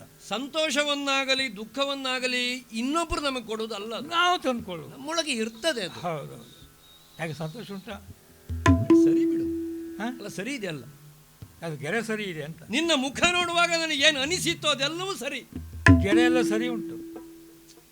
ಹಾಗಂತ ಪೂರ್ಣ ಸರಿಯೂ ಅಲ್ಲ. ಯಾಕೆ ಸರಿ ಹೌದು ಯಾಕೆ ಅಂತ ಕೇಳಿದರೆ, ನಿನ್ನ ಬದುಕು ಏನಾಗಿದೆಯೋ ಅದು ಅಲ್ಲಿ ಪ್ರತಿಫಲನ ಕಾಣ್ತಾ ಇದೆ ನನಗೆ. ಸರಿ ಅಲ್ಲ ಯಾಕೆ ಅಂತ ಕೇಳಿದರೆ, ಇದು ಇಷ್ಟಕ್ಕೆ ಆಗಬಾರದು, ಸರಿ ಮಾಡಬೇಕು. ಸರಿ ಮಾಡ್ಬೋದಾ? ಮಾಡ್ಬೋದಾ? ಇದರ ಪ್ರಕಾರ ಏನುಂಟು? ಎಷ್ಟು ಗಟ್ಟಿ ಗೊತ್ತಿದೆಯಾ ನಿನಗೆ? 7 ಜನ್ಮವು ನಿನಗೆ ಏಳಿಗೆಯ ಫಲವಿಲ್ಲ, 7 ಜನ್ಮವು ನಿನಗೆ ಏಳಿಗೆಯ ಫಲವಿಲ್ಲ, ಗೀಳ್ಯಾಕೆ ಸುಮ್ಮನೆ ಆಕೆಗದು ಒಲವಿಲ್ಲ, ಗೀಳ್ಯಾಕೆ ಸುಮ್ಮನೆ ಆಕೆಗದು ಒಲವಿಲ್ಲ, ಆಕೆಗದು ಒಲವಿಲ್ಲ, ಆಕೆಗದು ಒಲವಿಲ್ಲ, ಬೀಳುವೆ ಇನ್ಯಾಕೆ, ಬೀಳುವೆ ಇನ್ಯಾಕೆ, ಏಳು ಏಳು ಏಳೆನು ಬೀಳುವೆ ಇನ್ಯಾಕೆ, ಏಳು ಏಳೇಳು ಏಳು ಏಳೆನು ಹೇಳಿದನು ಋಷಿಯಾಗ ನಿಜ ದೋಷವ ಪೇಳಿದ. ಆತ್ಮದೇವ ಸ್ವಾಮಿ, ಪ್ರಪಂಚದಲ್ಲಿ ಸತ್ಯವನ್ನು ಹೇಳಬೇಕು ಅಥವಾ ಪ್ರಿಯವಾದುದನ್ನು ಹೇಳಬೇಕು, ಅಪ್ರಿಯವಾದ ಸತ್ಯವನ್ನು ಹೇಳಬಾರದು ಅಂತ ಉಂಟು. ಹೌದು. ಏನು ಮಾಡಲಿ ನಾನು? ನಿನ್ನ ಕೈಯಲ್ಲಿ ಏನು ಉಂಟು, ರೇಖೆಗಳು ಏನು ಹೇಳ್ತಾ ಇದ್ದಾವೆ, ನಿನ್ನ ಹಣೆ ಬರ ಏನು ಹೇಳಬಹುದೋ ಬೇಡೋ ಅಂತ ಯೋಚನೆ ಮಾಡ್ತಾ ಇದ್ದೇನೆ. ನೀನು ನೋಡಿದರೆ ಮನಸ್ಸಿನಲ್ಲಿ ಮಹದಾಸೆಯನ್ನು ಇಟ್ಟುಕೊಂಡಿದ್ದೀವಿ, ಸ್ವಾಮಿ ಏನಾದರೂ ಒಂದು ಮಾರ್ಗ ತೋರಿಸಿ. ನೀವು ಬಂದ್ಮೇಲೆ ಏನೋ ಆಗ್ತದೆ ಅಂತ. ಜ್ಯೋತಿಷಿ ಹೇಳಬಹುದೇ ವಿನ ಫಲವನ್ನು ಕೊಡ್ಲಿಕ್ಕೆ ಆಗೋದಿಲ್ಲ ಯಾವ. ನಿನ್ನ ಹಣೆ ಬರ, ನಿನ್ನ ಯೋಗವೇ ಹಾಗಿರುವಾಗ ಜ್ಯೋತಿಷಿ ಏನು ಮಾಡ್ಲಿಕ್ಕೆ ಆಗ್ತದೋ? ಎಂತ ಉಂಟು ಸ್ವಾಮಿ ನನ್ನ ಯೋಗದಲ್ಲಿ? ಎದೆ ಗಟ್ಟಿ ಉಂಟೋ? ಇದುವರೆಗೆ ತೊಂದರೆ ಆಗಲಿಲ್ಲ. ಅಲ್ಲ, ಇನ್ನು ಮೇಲೆ ಏನು? ನಾನು ಹೇಳುವಂತಹ ವಿಷಯವನ್ನು ಕೇಳಿದ ಮೇಲೆ ನೀನು ಏನಾಗ್ತಿ ಅಂತ ನನಗೆ. ಹೌದಾ? ಯಾಕೆ? ಈಗಾಗಲೇ ಬದುಕಿನಲ್ಲಿ ಬಹಳಷ್ಟು ನೊಂದವ ನೀನು. ಎದೆಯನ್ನು ಗಟ್ಟಿ ಮಾಡಿಕೊ. ಒಂದು ಮಾತು ಹೇಳ್ತೇನೆ. ಏನು ಸ್ವಾಮಿ? ಇನ್ನು 7 ಜನ್ಮಕ್ಕೂ ನಿನ್ನ ಒಳ್ಳೆ ಯೋಗ ಇಲ್ಲ. ನೀನು ಹೀಗೆ, ನಿನ್ನ ಹಣೆ ಬರವೇ ಹೀಗೆ. 7 ಜನ್ಮಕ್ಕೂ ಮಕ್ಕಳಿಲ್ಲ, ಏಳಿಗೆಯ ಫಲವಿಲ್ಲ. ಯಾಕೆ? ಉಂಟದು. ಯಾವತ್ತು ವಿವಾಹಿತನಾದಂಥ ಗೃಹಸ್ಥನ ಭಾಗ್ಯವನ್ನು ನಿರ್ಧಾರ ಮಾಡುವುದು ಅವನ ಹೆಂಡತಿ. ಹೌದು, ಕೆಲವರಷ್ಟು ಅದಕ್ಕಾಗಿಯೇ ಮದುವೆ ಮಾಡೋದು. ಕಷ್ಟವೋ ಸುಖವೋ ಯೋಗವೋ ಭಾಗ್ಯವೋ ಅವಳನ್ನು ಹೊಂದಿಕೊಂಡಿರ್ತದೆ. ಜಾತಕ ನೋಡಿ ಮದುವೆ ಮಾಡುವ ಉದ್ದೇಶವೇ ಅದು. ಅವಳ ಯೋಗ ಸರಿ ಇದ್ರೆ ಇವನಿಗೆ ಒಳ್ಳೇದಾಗ್ತದೆ ಅಂತ. ನಿನ್ನ ಸಮಸ್ಯೆ ಇರುವುದೇ ಅಲ್ಲಿ. ಏನಾಯ್ತು? ಶುಕ್ರ ಹಾಗಿದ್ದಾನೆ ಅಂತಲ್ಲಿ. ಅಯ್ಯ, ನಿನ್ನನ್ನು ನೋಡಿದರೆ ನೀನು ಮಗು ಬೇಕು ಅಂತ ಹೇಳ್ತಿ. ಮತ್ತೆ ನಾನು ಹೊಸದಾಗಿ ಹೇಳೋದು ಬೇಡ, ನಿನ್ನ ಹೆಂಡತಿಗದು ಬೇಡ ಅಂತ ನೀನೇ ಹೇಳ್ತಿ. ಅವಳಿಗೆ ಒಲವಿಲ್ಲ. ಹೆಂಡತಿಗೆ ಮಕ್ಕಳನ್ನು ಮಾಡಿಕೊಳ್ಳುವ ವಿಷಯದಲ್ಲಿ ಒಲವೇ ಇಲ್ಲ. ಅವಳಿಗೆ ಸಹಜವಾಗಿಯ ಮಾತೃತ್ವವೂ ಇಲ್ಲ, ಮಕ್ಕಳು ಬೇಕು ಅಂತಲೂ ಇಲ್ಲ. ಮಕ್ಕಳು ಬೇಕು ಎನ್ನುವ ಭಾವ ಮೊದಲು ಹೃದಯದಲ್ಲಿ ಬರಬೇಕು. ಹೃದಯಾದ ಅಭಿಜಾಯಸ್ಸೆ ಅಂತ ಹೇಳುವುದು ಮಕ್ಕಳಿಗೆ. ಕೇವಲ ಅಂಗಾಂಗಗಳ ಸಂಯೋಗದಿಂದ ಮಕ್ಕಳು ಹುಟ್ಟುವುದಲ್ಲ, ಹೃದಯಾದ ಅಭಿಜಾಯಸ್ಸೆ. ಅದೇ ಸಾಧ್ಯವಿಲ್ಲವಲ್ಲ. ಅವಳ ಮನಸ್ಸಲ್ಲಿ ಮಗು ಬೇಕು ಎನ್ನುವ ಭಾವನೆಯೇ ಇಲ್ಲ. ಅಂತ ಬರಡಾದಂಥ ಹೃದಯದಲ್ಲಿ ಮಕ್ಕಳನ್ನು ಪಡೆಯುತ್ತೇನೆ ಅಂತ ಹೇಳಿ ನಿಂದು ವ್ಯರ್ಥ ಪ್ರಯತ್ನ ನಿನ್ನದ್ದು. ಈಗಲ್ಲ, ನಮ್ಮದೊಂದು ನಂಬಿಕೆ ಏನು ಗೊತ್ತೋ, ಗಂಡ ಹೆಂಡಿರಾಗಿ ಒಂದು ಜನ್ಮದಲ್ಲಿ ಸೇರಿ ಬಿಟ್ಟು ಹೋಗುವುದಲ್ಲ, ಅದು 7 ಜನ್ಮದ ಸಂಬಂಧ ಅದು. ಹೌದು, ಅದಕ್ಕೆ ನಾನು ಹೇಳಿದ್ದು, ನಿನ್ನ 7 ಜನ್ಮದಲ್ಲಿಯೂ ಏಳಿಗೆಯ ಫಲವಿಲ್ಲ. ಒಂದು ಗಂಡ ಹೆಂಡತಿ ಹೋಗಿ ದೇವಸ್ಥಾನಕ್ಕೆ ಹೋದ್ರಂತೆ. ದೇವಸ್ಥಾನಕ್ಕೆ ಹೋಗಿ ದೇವರಲ್ಲಿ ನಮಸ್ಕಾರ ಮಾಡಿದರು, ಪೂಜೆ ಮಾಡಿಸಿದರು. ಹೆಂಡತಿಯಲ್ಲಿ ಗಂಡ ಕೇಳಿದನಂತೆ, ಏನು ಕೇಳಿಕೊಂಡಿಯೇ ವರ ಅಂತ. ಆವಾಗ ಅವಳು ಹೇಳಿದಳು, 7 ಜನ್ಮಕ್ಕೂ ನೀವೇ ಗಂಡನಾಗಲಿ ಅಂತ ಕೇಳಿಕೊಂಡೆ. ನೀವೇನು ಕೇಳಿಕೊಂಡ್ರಿ? ಅವ ಹೇಳಿದಂತೆ, ನನ್ನದು ಇದೇ 7ನೇ ಜನ್ಮ ಆಗಿರಲಿ ದೇವರೇ ಅಂತ ಕೇಳಿದೆ. ಆದರೆ ಒಂದೇ ಹೇಳ, ನಿನ್ನದಿದೆ ಮೊದಲನೇ ಜನ್ಮ. ಜನ್ಮ ಮೊದಲನೇದೇ, 7 ಉಂಟು ನನಗೆ. ಅಯ್ಯ, ಸುಮ್ಮನೆ ವ್ಯರ್ಥವಾಗಿ ಈ ಸಂಸಾರದ ನೋವುಗಳಿಗೆಲ್ಲ ಹೀಗೆ ಮರುಗುತ್ತಾ ಯಾಕೆ ಮತ್ತೆ ಶೋಕದಲ್ಲಿ ಬೀಳ್ತಿ? ಏಳಿಗೆಯ ಫಲವಿಲ್ಲ. ತಪ್ಪಿದ್ರೆ ಬೀಳಬೇಕು. ಅದ್ರ ಬದಲು ಇದ್ದಲ್ಲಿ ಆದ್ರೂ ಸುಮ್ಮನೆ ಇರು. ಸ್ವಾಮಿ, ದೇವರೇನು ಕಿವುಡ ಅಲ್ಲ, ಕುರುಡನಲ್ಲ ಎನ್ನ ದೇವ ಕರುಣೆ ತೋರುವ.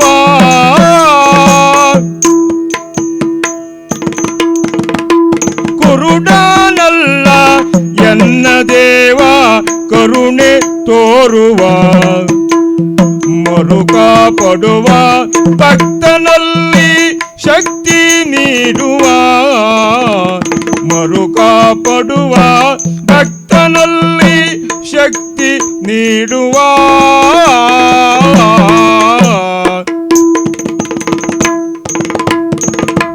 ವರುಷ ಹೊರಳಿ ವರುಷ ಬರಲಿ ಬಿತ್ತು ಪೋಪೆನು. ವರುಷ ಹೊರಳಿ ವರುಷ ಬರಲಿ ಬಿತ್ತು ಪೋಪೆನು. ಹರುಷ ಬರುವ ತನಕ ಇದ್ದು ಮರಳಿ ನಡೆವೇನು. ಹರುಷ ಬರುವ ತನಕ ಇದ್ದು ಮರಳಿ ನಡೆವೆನು.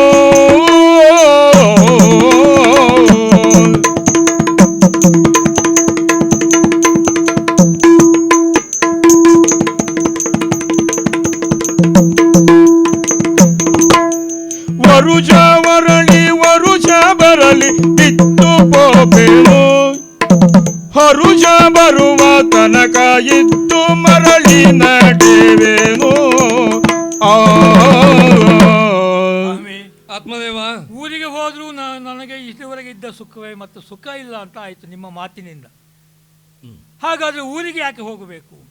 ಇಲ್ಲಿ ಬಂದಿದ್ದೇನೆ, ಆ ಭಗವಂತನ ಧ್ಯಾನ ಮಾಡುತ್ತಾ ಕಾಲ ಕಳೆಯುತ್ತಾ ಇದ್ದೇನೆ. ಎಷ್ಟು ದಿವಸ ಅಂತ? ಅವ ಕುರುಡ ಅಲ್ಲಲ್ವಾ? ನಾನು ಮಳೆ ಗಾಳಿ ಚಳಿ ಏನೇ ಬರಲಿ ತುಂಗಪಾನ, ಗಂಗಾ ಸ್ನಾನ ಇಲ್ಲಿಲ್ಲ, ತುಂಗಪಾನ ಮಾಡಿಕೊಂಡು ಗೆಡ್ಡೆ ಗೆಣಸುಗಳನ್ನು ತಿಂದುಕೊಂಡು ಇಲ್ಲಿಯೇ ಕಾಲ ಕಳೀತೇನೆ. ಅಲ್ಲ, ಎಷ್ಟು ಕಾಲ ಅಂತ? ಎಷ್ಟೇ ಕಾಲ ಆಗಲಿ ನನಗೊಂದು ಜೀವನದಲ್ಲಿ ಹರುಷದ ದಾರಿಯನ್ನು ಭಗವಂತ ತೋರಿಸುವವರೆಗೆ ನಾನು ಇಲ್ಲಿಂದ ಬಿಟ್ಟು ಹೋಗುವುದಿಲ್ಲ. ಇಲ್ಲಿಯೇ ಕುಳಿತುಕೊಂಡು ಕಾಲ ಕಳೀತೇನೆ. ದಯ ತೋರ್ತಾನೋ ಅಲ್ಲಿಯ ತನಕ ಕಾಯುವವನೇ. ವರುಷ ಆಗಲಿ, ಎಷ್ಟು ವರ್ಷ ಆಗಲಿ ನನ್ನ ಜೀವನದಲ್ಲಿ ಹರುಷ ಬರಬೇಕು.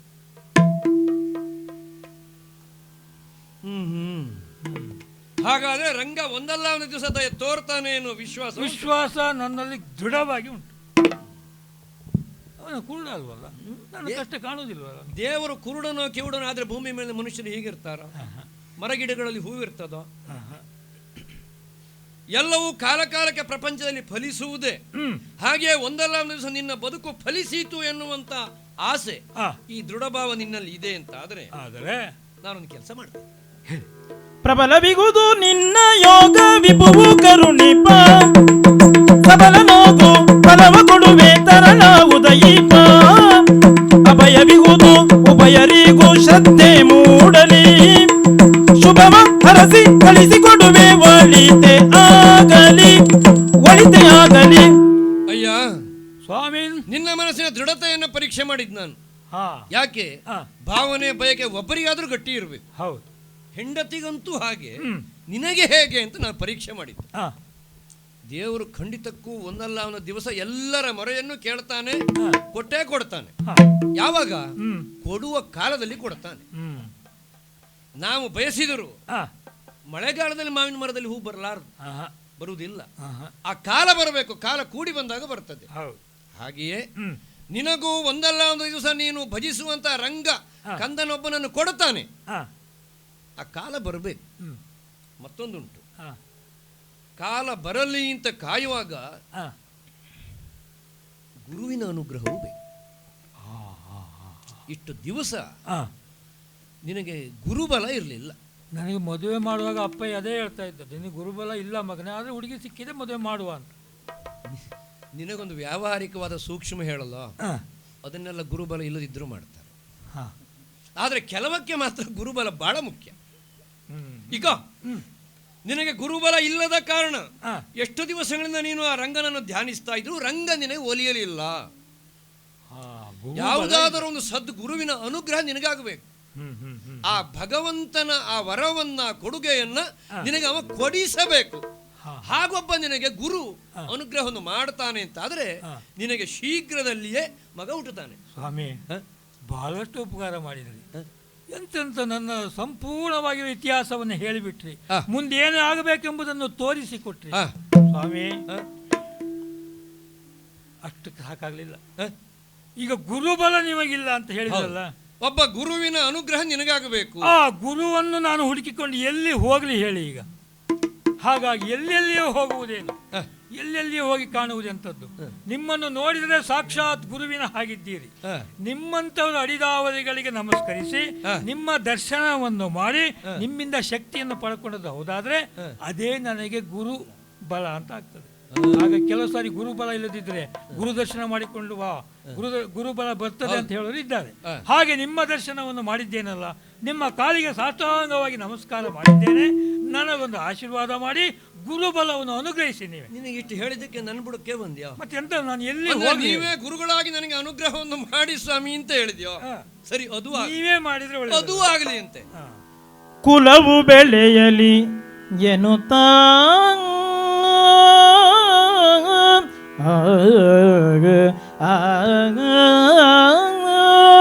ನಿನ್ನ ಕುಲವು ಬೆಳೆಯಲಿ ಎನ್ನುತ್ತಾ ಫಲವ ನೀಡಿದ ಋಷಿಯೋ ಫಲವ ನೀಡಿದ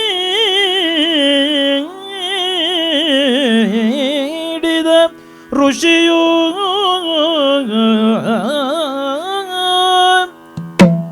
ಕಳೆಯದೆ ಕಡುರಾತ್ರಿಯೊಳಗಿದ ಬಳಸುವುದು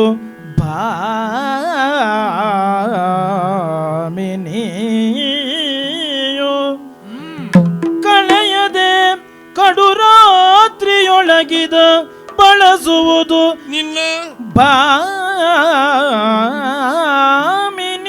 ಭಾಮಿನಿಯೋ ಭಾಮಿನಿಯೋ ಬಳಸಲಿ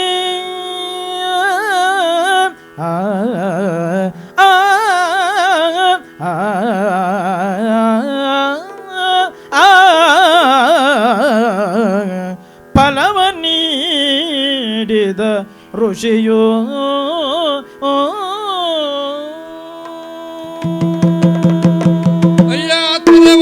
ಸ್ವಾಮಿ, ಇದು ಒಂದಾಗಿ ಹೋಗಲಿ.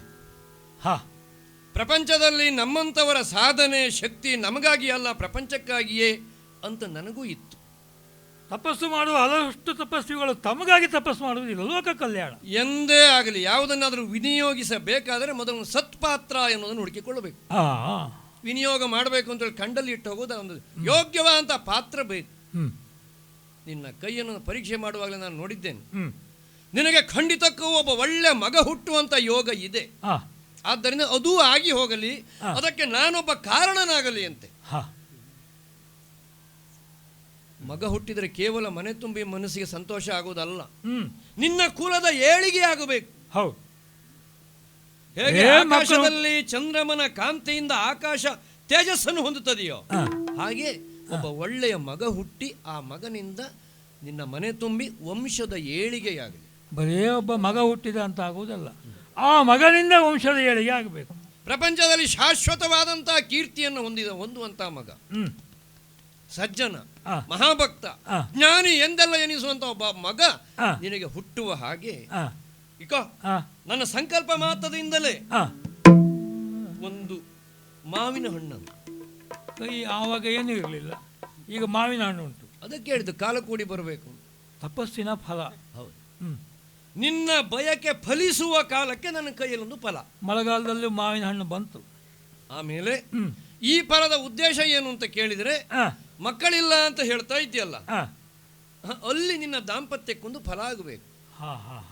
ಈಗ ಯಾವುದೇ ಆಗಲಿ ಸಿದ್ಧಿಸಬೇಕಾದರೆ ಮಂತ್ರದಲ್ಲಿಯೇ ಆಗಲಿ, ತೀರ್ಥದಲ್ಲಿಯೇ ಆಗಲಿ, ಭಗವಂತನಲ್ಲಿಯೇ ಆಗಲಿ, ಶ್ರದ್ಧೆ ಮುಖ್ಯ. ಹೌದು. ಈಗ ಈ ಮಾವಿನ ಹಣ್ಣನ್ನು ನೀನು ಮನೆಗೆ ತೆಗೆದುಕೊಂಡು ಹೋಗಿ ಮತ್ತೆ ಅಲ್ಲಿ ಇಲ್ಲಿ ಕಳೆಯ ಕೂಡದು ಅಮೂಲ್ಯವಾದ್ದು. ಯಾಕೆ? ಕಣ್ಣಿಗೆ ಕಾಣುವಂತ ಮಾವಿನ ಹಣ್ಣು ಮಾತ್ರವಲ್ಲ, ಇದರೊಳಗೆ ನನ್ನದ್ದಾದಂತಹ ಎಷ್ಟೋ ವರ್ಷದ ತಪಸ್ಸಿನ ಫಲ ಅನುಗ್ರಹ ಉಂಟು. ಇದನ್ನು ನೀನು ತೆಗೆದುಕೊಂಡು ಹೋಗಿ ನಿನ್ನ ಹೆಂಡತಿ ಎಂತ ದುಂದುಲಿ ಅಂತ ಹೇಳಿದೆ. ದುಂದುಲಿ ಹೆಸರಿಗೆ ಅರ್ಥ ಹುಡುಕಬೇಡ, ಹೆಸರಿಗೆ ಅನ್ವರ್ಥಕವಾಗಿ ಎಲ್ಲರೂ ಇರ್ತಾರೆ ಅಂತಲೂ ಅಲ್ಲ, ಒಂದು ಹೆಸರಷ್ಟೇ. ಅವಳಿಗೆ ಕೊಡು, ಮತ್ತೆ ಬಹಳ ತಡ ಮಾಡಬೇಡ. ಮಾಸದ ಒಳಗೆ ಅಂದ್ರೆ ಮಾತು ಮಾಸದ ಒಳಗೆ, ಮಾಸುವುದರ ಒಳಗೆ. ಮಾತು ಬಹಳ ಒಳ್ಳೇದುಂಟು ನಿಮ್ಮ, ಕಡೆಯ ರಾತ್ರಿಯ ಒಳಗೆ ಮಕ್ಕಳಿಗೆ ಔಷಧ ಕೊಡುವ ಹಾಗೆ ಕೊಡು. ಔಷಧ ಹೇಳಿದ್ರೆ ಮಕ್ಕಳು ಬೇಡ ಅಂತ ಹೇಳ್ತಾರೆ, ಆದ್ರೆ ಅವರಿಗೆ ಅದನ್ನು ಕೊಡದೇ ಇದ್ರೆ ಮುಂದೆ ಒಳ್ಳೇದಾಗುದಿಲ್ಲ. ಆದ್ದರಿಂದ ಮಾತಿನಲ್ಲಿ ನಯವನ್ನ ಪ್ರೀತಿಯನ್ನ ತುಂಬಿ ಬೆರೆಸಿ ಅವಳನ್ನು ಒಲಿಸಿಕೊಂಡು. ಯಾಕೆ ಹೇಳಿದೆ? ನೀನೇ ನಿನ್ನ ಅನುಭವ ಹೇಳಿದ್ದ, ಅವಳಿಗೆ ಅದು ಬೇಡ ಅಂತ ಉಂಟು. ಹೌದು, ಅವಳಿಗೂ ಮನಸ್ಸು ಬರುವಾಗ ಆಗ್ತದೆ. ಮತ್ತೆ ಅವಳಿಗೆ ಅದರಲ್ಲಿ ಒಲವಿಲ್ಲ ಅಂತಲೂ ನಾನು ನಿನ್ನ ಸಾಮುದ್ರಿಕದಲ್ಲಿ, ಹಸ್ತ ಸಾಮುದ್ರಿಕದಲ್ಲಿ ಗ್ರಹಿಸಿದ್ದೇನೆ. ನೀವೇ ಹೇಳಿದ್ದೀರಿ. ಜಾಣ್ಮೆಯಿಂದ ಪ್ರೀತಿಯ ಮಾತುಗಳನ್ನು ಆಡ್ತಾ ಉಪಾಯಾಂತರವಾಗಿ ಅವಳಿಗೆ ಅದನ್ನು ತಿನ್ನಿಸಲು ನೀನು ಕೊಟ್ಟೆ ಅಂತಾದರೆ, ಅವಳು ಇದನ್ನು ತಿಂದಳು ಅಂತಾದರೆ ಖಂಡಿತಕ್ಕೂ ನಾನು ಆಡಿದ ಹಾಗೆ ಒಬ್ಬ ಒಳ್ಳೆಯ ಮಗ ಹುಟ್ಟುತ್ತಾನೆ. ಒಳ್ಳೇದಾಗಲಿ ಸ್ವಾಮಿ. ತಮ್ಮ ಪಾದವನ್ನು ಈ ಕಡೆ ಚಾಚಿ. ನಾವು ಅದನ್ನೆಲ್ಲ ಬಯಸುವ ಜನವೇ ನನಗೆ ಬೇಕದು. ಆ ಪಾದಗಳಿಗೆ ಶಿರಸಾಷ್ಟಾಂಗ ವಂದಿಸಿ ನೆನಪೊಂದಿದ್ರು ಸಾಕು. ಒಳ್ಳೇದಾಗಲಿ ಮಾತ್ರ ಅಂತಲ್ಲ, ಆಡಿದ ಮಾತುಗಳು ನೆನಪಿರ್ಲಿ. ಒಳ್ಳೇದಾಗಲಿ.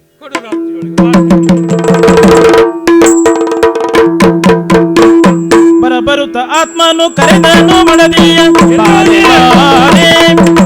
ಪರುಷದಿಂದಲೇ ಬಾರೆ ಎನ್ನುತ್ತಾನೆ ಕರೆದನು ಬಾರೆ ಬಾರೆ.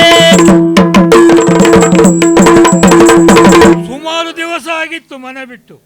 ಮನೆ ಎತ್ತ ಬರುವಾಗ ಒಂದು ರೀತಿಯ ಸಂತೋಷ. ಓಡಿ ಓಡಿ ಓಡಿ ಓಡಿ ಬಂದೆ.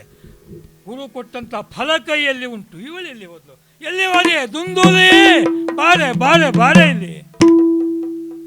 ಎಲ್ಲೋ ಕೇಳಿದ ಧ್ವನಿ, ಎಲ್ಲೋ ಅಲ್ಲ, ಹತ್ತಿರವಾಗಿ ಕೇಳಿದ ಧ್ವನಿ ದೂರದಿಂದ ಈಗ ಕೇಳಿ ಬರ್ತಾ ಇದೆ. ಸಹ್ಯವಾದದ್ದೋ? ಖಂಡಿತ ಅಲ್ಲ. ಇಷ್ಟಪಟ್ಟದ್ದೋ? ಖಂಡಿತ ಅಲ್ಲ. ಆದರೂ ಧ್ವನಿ ಕೇಳ್ತಲ್ಲ. ಅನೇಕ ದಿನಗಳಿಂದ ಈಗೊಂದು ಧ್ವನಿ ಕೇಳಿ ಬರ್ತಾ ಇರಲಿಲ್ಲ. ಹೋದ ಧ್ವನಿ ಹೇಗೆ? ಯಾವ ಆ ಪುರುಷ ಮಡದಿಯೊಟ್ಟಿಗೆ ಅತ್ಯಂತಹ ಸುಂದರವಾದಂತಹ ಸಂಸಾರವನ್ನ ನಿರ್ವಹಿಸಬೇಕಿತ್ತೋ ಅದನ್ನ ಬಿಟ್ಟು ಮಡದಿ ಹೇಳಿದ ಮಾತಿಗೆ ಕೋಪಗೊಂಡು ಹೊರಟು ಹೋದಂತಹ ಧ್ವನಿ ಇದು. ಕೇಳಿತು ಮತ್ತೆ ಅಂತಾದ್ರೆ ಮಾತನಾಡ್ಲಿಕ್ಕೆ ಇಷ್ಟ ಇಲ್ಲ. ಆದರೆ ಆದ್ರೆ ಕೇಳಲೇಬೇಕು ಕೇಳಲೇಬೇಕು. ಏನು ಏನು ಏನು ಕಾರ್ಯವ ನಿನದು, ಏನು ಬಂದೆ ಈಗ, ಏನು ಕಾರ್ಯವು ನಿನದು, ಏನು ಬಂದೆ ಈಗ, ಏನುಂಟು ಎನ್ನಲ್ಲಿ ಮಾತುಕತೆಯೋ, ಏನುಂಟು ಎನ್ನಲ್ಲಿ ಮಾತುಕತೆಯೋ, ಏನುಂಟು ಎನ್ನಲ್ಲಿ ಮಾತುಕತೆಯೋ, ಏನುಂಟು ಎನ್ನಲ್ಲಿ ಮಾತುಕತೆಯೋ.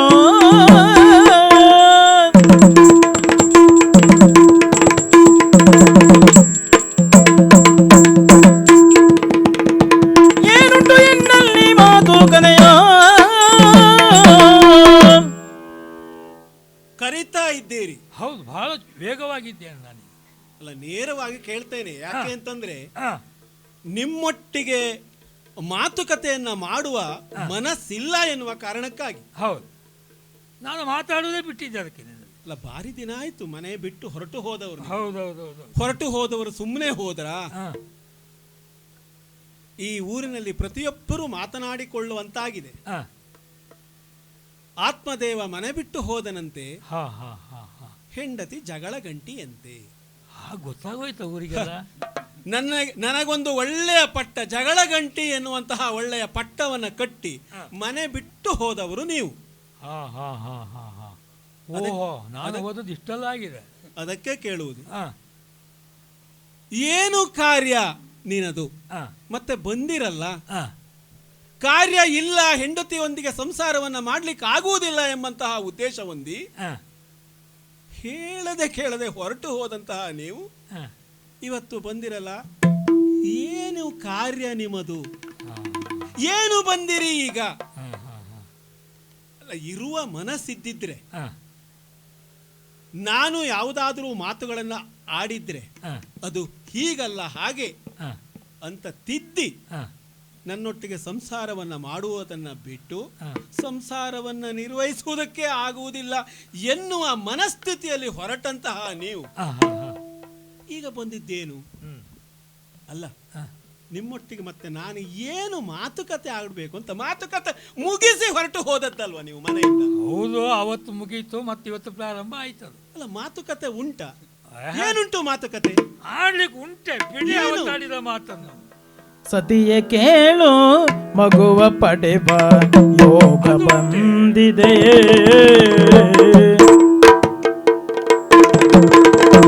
ಸತಿಯೇ ಕೇಳು, ಮಗುವ ಪಡೆವ ಯೋಗ ಬಂದಿದೆ. ಬದುಕು ಗತಿಯ ಬದಲಿಸೀಗ ಖುಷಿಯ ತಂದಿದೆ. ಬದುಕು ಗತಿಯ ಬದಲಿಸೀಗ ಖುಷಿಯ ತಂದಿದೆ.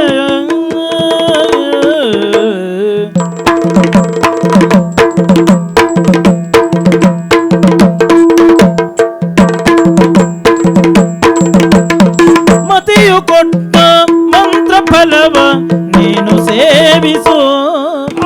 ಯತಿಯು ಕೊಟ್ಟ ಮಂತ್ರ ಫಲವ ನೀನು ಸೇವಿಸು.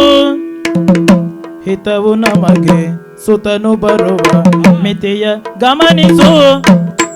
ಮಿತಿಯ ಗಮನಿಸು.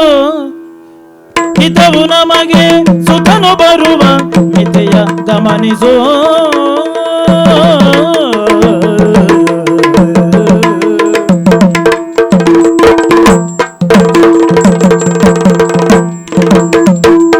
ಸತಿಯ ಕೇಳು, ಮಗುವ ಪಡೆವ. ಸತಿಯ ಕೇಳು, ಮಗುವ ಪಡೆವ ಯೋಗ ಬಂದಿದೆ. ಯೋಗ ಬಂದಿದೆ. ಗಂಡ ಹೆಂಡತಿ ಅಂದ ಮೇಲೆ ಸಾವಿರ ಮಾತು ಬರ್ತಾವೆ ಹೋಗ್ತಾವೆ.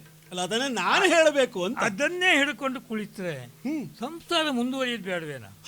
ಈಗ ನನಗೆ ಜ್ಞಾನೋದಯ ಆಯ್ತು. ಒಂದು ಬೇಸರ ಆಯ್ತು, ಬಿಟ್ಟು ಹೊರಟೆ, ಮತ್ತೆ ಹಿಂತಿರುಗಿ ಬಂದೆ. ಆ ನಿರೀಕ್ಷೆ ಇರ್ತದೇ ಇಲ್ವಾ? ಹೋದ್ರೆ ಅಂತ ಲೆಕ್ಕವ. ಹಾಗಾಗಿ ಮತ್ತೆ ಬಂದಿದ್ದೇನೆ. ಬಂದಾವಾಗ ಮತ್ತೆ ಹಳೇದು ಅವತ್ತು ಯಾಕೆ ಹಾಗೆ ಹೇಳಿದ್ರಿ ಅಂತ ಪ್ರಾರಂಭ ಮಾಡಿದ್ರೆ ಮತ್ತೆ ಜಗಳ ಅಲ್ಲಿಂದಲೇ ಪ್ರಾರಂಭ ಆಗ್ತದೆ. ಅಲ್ಲ, ಮಾತನಾಡುವುದಕ್ಕೆ ಇಷ್ಟವೇ ಇಲ್ಲ. ಹಾ. ಆದರೆ ಹಾ. ಮಾತನಾಡ್ತಿದ್ದೇನೆ ಅಂತಂದ್ರೆ ಹಾಗೊಂದು ಮನಸ್ಥಿತಿ ಇದ್ದವಳಲ್ಲ ಅಂತ ಅರ್ಥ ಅಲ್ವಾ? ನಾನು ಹೇಳಿದ್ದನ್ನ ಕೇಳಿಕೊಂಡು ಇರ್ಬೇಕು ನೀವು. ಹೌದು. ಇದು ತಪ್ಪು ಎಲ್ಲಿ ಸಾಧ್ಯವೋ ಅಲ್ಲಿ ಸಂಸಾರ ಚೆನ್ನಾಗಿ ಇರ್ತದೆ. ತಪ್ಪು ಮಾಡಿದೆ, ನಾನು ತಪ್ಪು ಮಾಡಿದೆ. ನೀನು ಹೇಳಿದಾಗ ಕೇಳಿಕೊಂಡಿದ್ರೆ ಇಷ್ಟೆಲ್ಲ ಪ್ರಸಂಗ ಮುಂದೆ ಹೋಗ್ತಿರ್ಲಿಲ್ಲ. ನೀನು ಹೇಳಿದ್ದು ಕೇಳಲಿಲ್ವಲ್ಲ, ಈಗ ಕೇಳ್ತೀರಿ? ಹೌದು, ಕೇಳಲಿಕ್ಕೆ ಬಂದಿದ್ದೇನೆ. ನಾನು ಕಾಡಿಗೆ ಹೋದ್ರೆ ಸುಮ್ಮನೆ ಬರಲಿಲ್ಲ. ನಾನು ಹೊರಗಡೆ ಹೋದರೆ ಒಂದು ಸಂಪಾದನೆ ನನ್ನಲ್ಲಿ ಉಂಟು. ಅದರಲ್ಲಿ ಒಂದು ನಾನು ಸಂಸಾರದ ಗುಟ್ಟನ್ನು ತಿಳ್ಕೊಂಡೆ. ಸಂಸಾರದಲ್ಲಿ ಯಾವಾಗಲೂ ಹೆಂಡತಿ ಹೇಳಿದಾಗ ಕೇಳಿಕೊಂಡಿದ್ರೆ ಆ ಸಂಸಾರದಲ್ಲಿ ಜಗಳವೇ ಇಲ್ಲ. ಇಷ್ಟು ದಿನ ನೀವು ಆ ಜ್ಞಾನ ಆ ಜ್ಞಾನ ನನಗೆ ಈಗ ಗೊತ್ತು. ಬಂದದ್ದು ಮಾತ್ರ ಅಲ್ಲ, ಯತಿಗಳು ಕೊಟ್ಟಂತ ಒಂದು ಫಲ ನೋಡಿದೆ. ಈ ಫಲ ಸುಮ್ಮನೆ ಫಲ ಅಲ್ಲ, ಇದು ಒಳ್ಳೆಯ ಮಾವಿನ ಹಣ್ಣು. ಆ ಕಾಲದಲ್ಲಿ ಬಂದ ಮಾವಿನ ಹಣ್ಣು ಅಲ್ಲ ಇದು. ಇದು ತಪಸ್ವಿಗಳು ಕೊಟ್ಟಂತ ತಪಸ್ಸಿನ ಫಲ ಇದು. ಈ ಫಲವನ್ನು ನೀನು ಭುಂಜಿಸಿದ್ದು ಹೌದಾದರೆ ಇನ್ನು ಮಿತಿ ಹುಡುಕಬೇಕು, ಯಾವತ್ತು ನಮ್ಮ ಮಗು ಹುಟ್ಟುತ್ತದೆ ಅಂತ. ಮಗು ಆಗ್ತದೆ, ಹೌದು.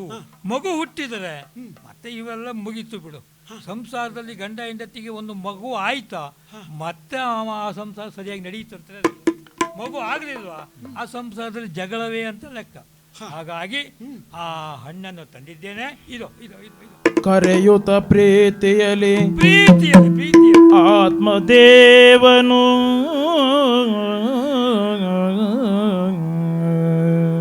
ಕರದಿ ಮಂತ್ರ ಫಲವನು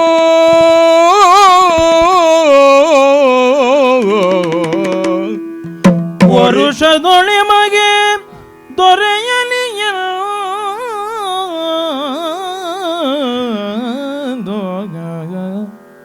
ವರುಷದೊಳೆ ಮಗೆ ದೊರೆಯಲಿ ಹರುಷವೆಂದೆನುತ ಕರೆಯುತ್ತ ಪ್ರೀತಿಯಲಿ ಆತ್ಮದೇವನು ಕರದಿ ಇದ್ದನು ಮಂತ್ರ ಫಲವನು. ಇದೋ ನೋಡು, ಈ ಹಣ್ಣನ್ನು ಎಲ್ಲೆಲ್ಲಿಯೋ ಇಡುವ ಹಾಗಿಲ್ಲ. ಇಡುವುದಿದ್ರೆ ಎಲ್ಲಿ ಅದಕ್ಕೆ ಅಧಿಕಾರ ಉಂಟು ಅಲ್ಲಿ ಇಡಬೇಕು. ಖರ ಕೊಡು ಈ ಕಡೆ. ಈ ನಿನ್ನ ಕೈ ಮದುವೆಯಲ್ಲಿ ಹುಟ್ಟಿದ್ದೆ ಸೈ, ಮತ್ತೆ ಮುಟ್ಲಿಕ್ಕೆ ಅವಕಾಶ ಸಿಕ್ಕಿರಲಿಲ್ಲ. ಇವತ್ತು ಆ ಕೈಯನ್ನು ಹಿಡ್ಕೊಂಡಿದ್ದೇನೆ, ಆ ಕೈಗೆ ಈ ಫಲವನ್ನು ಇಡ್ತಾ ಇದ್ದೇನೆ. 1 ವರ್ಷ ಬೇಡ, ಒಂದು 9 ತಿಂಗಳು ಇಲ್ಲಿ ಒಂದು ಮಗು ಬರ್ಲಿಕ್ಕುಂಟು. ಸುಖ ಸಂತೋಷವಾಗಿ ಪ್ರೀತಿಯಿಂದ ಕೊಟ್ರಿ ಅಲ್ವಾ. ಹಾಗಾಗಿ ದೇವರಿಗೆ ವಂದಿಸಿ ಈ ಫಲವನ್ನು ನೀನು ಸ್ವೀಕರಿಸ. ಆಯ್ತಲ್ಲ? ಆಯ್ತಲ್ಲ? ನನ್ನ ಕೆಲಸ ನಾನು ನೋಡಲ್ಲ. ಹಾಗೆ ಮಾಡು.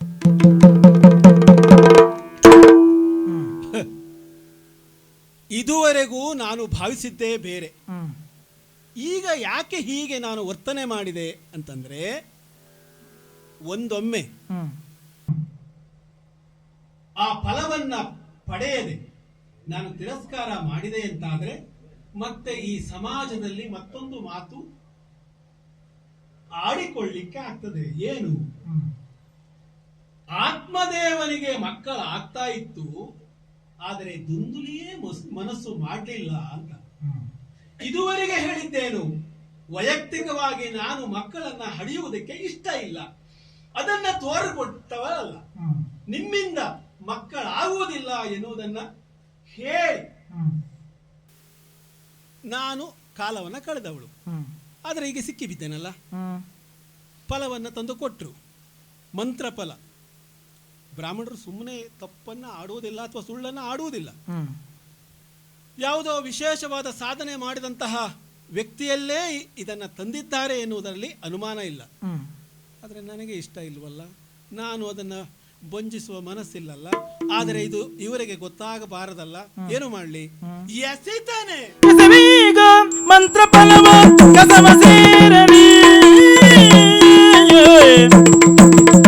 ಎಸೆವೆ ಈಗ ಮಂತ್ರ ಫಲವ ಕಸವ ಸೇರಲಿ. ಬಸಿರು ಬೇಡ ಎನಗೆ ಎಂದು ಹುಸಿಯೇ ಆಗಲಿ, ಬಸಿರು ಬೇಡ ಎನಗೆ ಎಂದು ಹುಸಿಯೇ ಆಗಲಿ.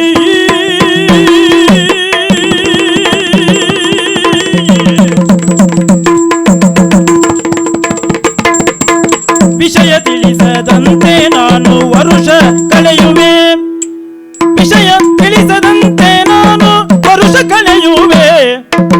ದೆಸೆಯ ದಿಕ್ಕು ಎತ್ತ ಎಂದು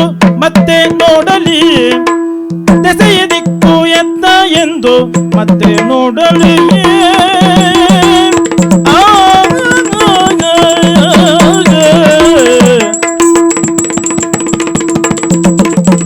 ಎಸೆವೆ ಎಸೆವೆ ಎಸೆವೆ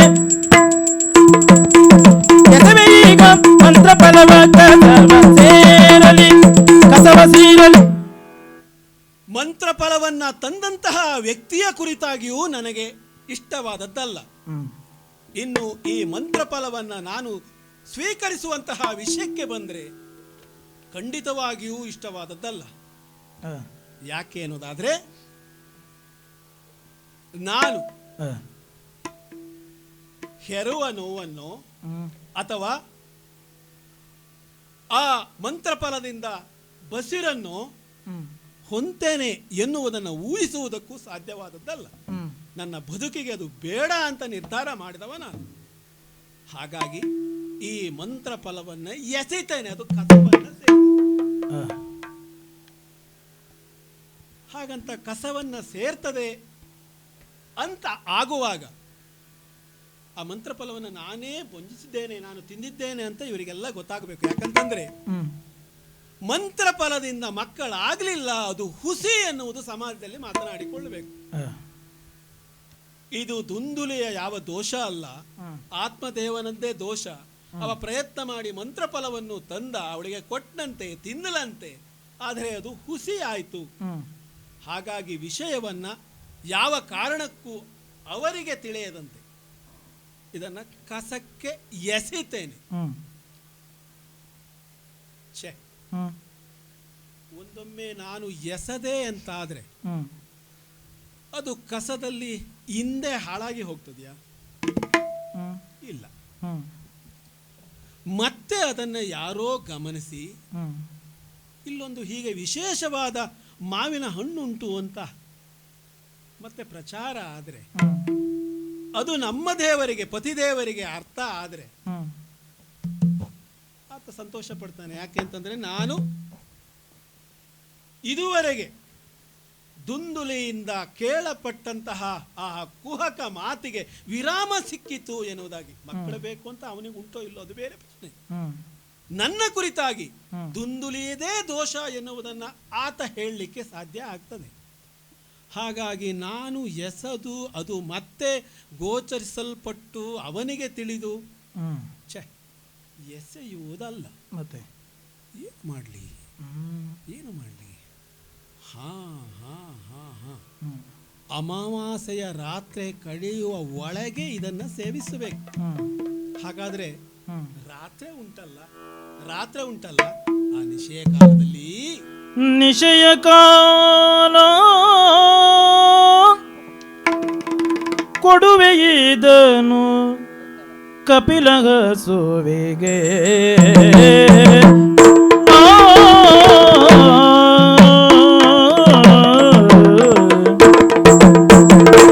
ನಿಶಯ ಕಾಲ ಕೊಡುವೆ ಇದನು ಕಪಿಲಗ ಸೋವಿಗೆ.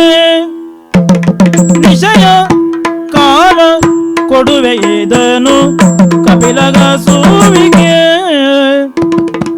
ತುಸುವೆ ಕಿತ್ತು ಅನುಜಗೀವೆ ಅದರ ರಸವನು. ತುಸುವೆ ಕಿತ್ತು ಅನುಜಗೀವೆ ಅದರ ರಸವನು.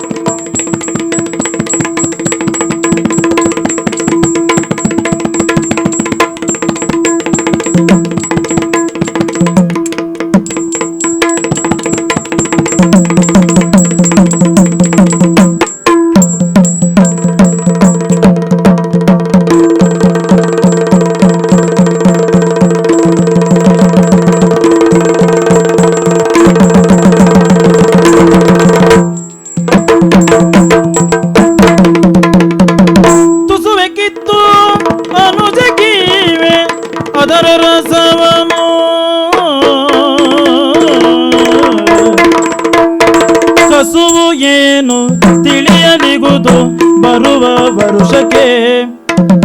ಕಸುವು ಏನು ತಿಳಿಯಲಿಗುದು ಬರುವ ವರುಷಕ್ಕೆ.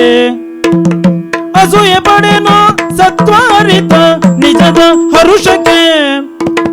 ಅಸೂಯೆ ಪಡೆನು ಸತ್ವರಿತ ನಿಜದ ಹರುಷಕ್ಕೆ.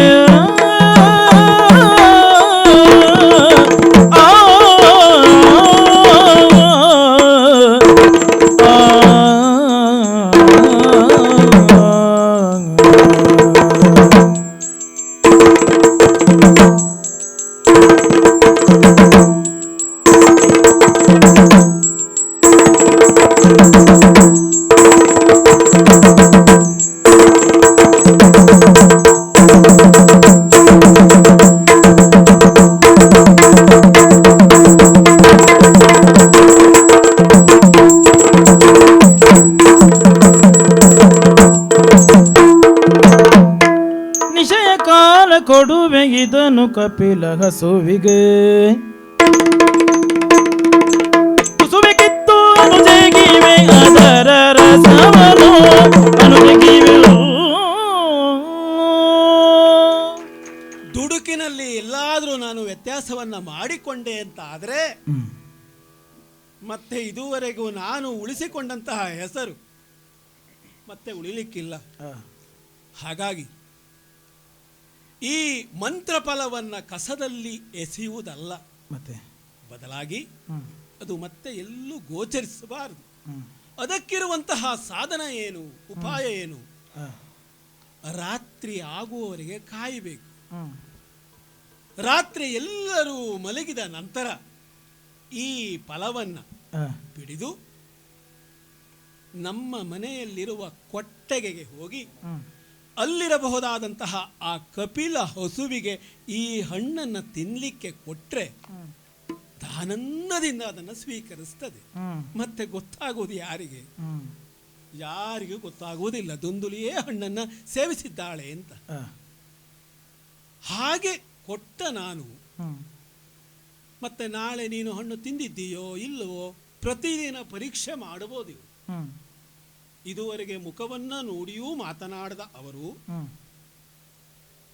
ಇನ್ನು ಹೇಗೂ ಮುಖವನ್ನು ನೋಡುವುದಿಲ್ಲ, ನನ್ನ ಹೊಟ್ಟೆಯನ್ನು ನೋಡಲಿಕ್ಕೆ ಆರಂಭ ಮಾಡಬಹುದು. ಹಾಗಾಗಿ ಮತ್ತೆ ದಿನ ಪ್ರಶ್ನೆ ಮಾಡಿದರೆ ಏನು? ಹಾಗಾಗಿ ನನ್ನ ಸಹೋದರಿ ಹಣ್ಣನ್ನು ತಿಂದಿದ್ದು ಹೌದು ಎನ್ನುವುದಕ್ಕೆ ಸಾಕ್ಷಿಯಾಗಿ ಆ ಮಾವಿನ ಹಣ್ಣಿನಲ್ಲಿ ಒಂದು ಸ್ವಲ್ಪ ಒಂದು ಸಿಪ್ಪೆಯನ್ನ ತೆಗೆದು ನನ್ನ ಸಹೋದರಿಗೆ ಕೊಡ್ತೇನೆ. ನೋಡಿ, ತುಂಬಾ ರುಚಿಕಟ್ಟಾದಂಥ ಮಾವಿನ ಹಣ್ಣನ್ನು ತಿಂದಿದ್ದೇನೆ, ಇದರ ರುಚಿ ಹೇಗಿದೆ ನೋಡು, ಅದ್ಭುತವಾದದ್ದು ಅಂತೇಳಿ ಅವಳಿಗೆ ಕೊಟ್ರೆ ಅಕ್ಕ ತಿಂದದ್ದು ಹೌದು ಹಣ್ಣನ್ನ, ನನಗೂ ಒಂದು ಚೂರು ಕೊಟ್ಟಿದ್ದು ಸಿಪ್ಪೆಯನ್ನ ಅಂತ ಹೇಳಬಹುದು. ಅದಕ್ಕೊಂದು ಸಾಕ್ಷಿ. ಹಾಗಾಗಿ ಈ ರಾತ್ರಿ ಹಣ್ಣನ್ನ ಆ ಗೋವಿಗೆ ತಿನ್ನಲಿಕ್ಕೆ ಕೊಟ್ಟು ಅದರಲ್ಲಿ ಒಂದು ಚೂರು ರಸವನ್ನ ನನ್ನ ಸಹೋದರಿಗೆ ಕೊಟ್ಟು ಮತ್ತೆ ಹೇಗೂ ನನ್ನ ಸುಳ್ಳುಂಟಲ್ಲ ಅದನ್ನೇ ಸಾಧಿಸ್ತೇನೆ. ವರ್ಷದಲ್ಲಿ ಏನು ಹರ್ಷ ಬರ್ತದೆ ಮತ್ತೆ ನೋಡ್ಲಿ ಅವರು ಏನು ಹರ್ಷ ಬರ್ತದೆ, ಹೇಗಾಗ್ತದೆ ಅಂತ. ಅದನ್ನೂ ಮೀರಿ ಆ ಮಂತ್ರಪದಲ್ಲಿ ಏನಾದರೂ ವಿಶೇಷತೆ ಇದ್ದರೆ ಮತ್ತೆ ನಾನ್ಯಾಕೆ ಅಸೂಯೆ ಪಡ್ಲಿ, ಅದಕ್ಕೆ ನಾನ್ಯಾಕೆ ಹೊಟ್ಟೆ ಕಿಚ್ಚನ್ನ ಪಡ್ಲಿ. ನೋಡೋಣ ನೋಡೋಣ, ಹಣ್ಣನ್ನು ಕೊಡ್ತೇನೆ, ಮುಂದೆ ಏನಾಗ್ತದೆ ಎಂಬುದ ನಿರೀಕ್ಷೆಯಲ್ಲಿ ಇರ್ತೇನೆ.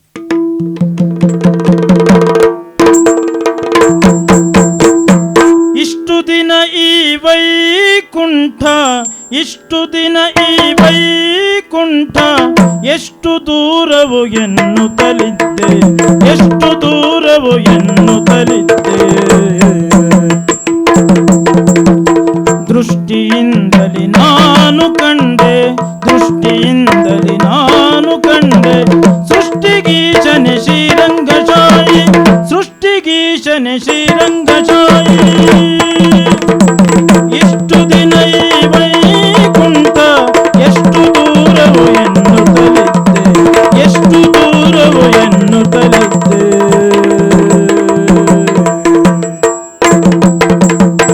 ಎಂಟು ಏಳನು ಕಳೆ ಕಳೆದುದರಿಂದೆ ಬಂಟರೈವರ ತುಳಿದುದರಿಂದೆ 8 ಕಳೆದುದರಿಂದೆ ಬಂಟರೈವರ ತುಳಿದುದರಿಂದೆ ತುಂಟಕನೊಬ್ಬನ ತರಿದುದರಿಂದೆ ತುಂಟಕನೊಬ್ಬನ ತರಿದುದರಿಂದೆ ಬಂಟನಾಗಿ ಬಂದೆನೋ ಶ್ರೀರಂಗಶಾಯಿ ಬಂಟನಾಗಿ ಬಂದೆನೋ ಶ್ರೀರಂಗಶಾಯಿ ಇಷ್ಟು ದಿನ ಈ ವೈಕುಂಠ ಎಷ್ಟು ದೂರವೋ ಎನ್ನುತ್ತಲಿದ್ದೆ ಎಷ್ಟು ದೂರವೋ ಎನ್ನುತ್ತಲಿದ್ದೆ ಆದಿದೇವ ಸಕಲಾಗಮ ವಂದಿತ ಯಾದವ ಕುಲ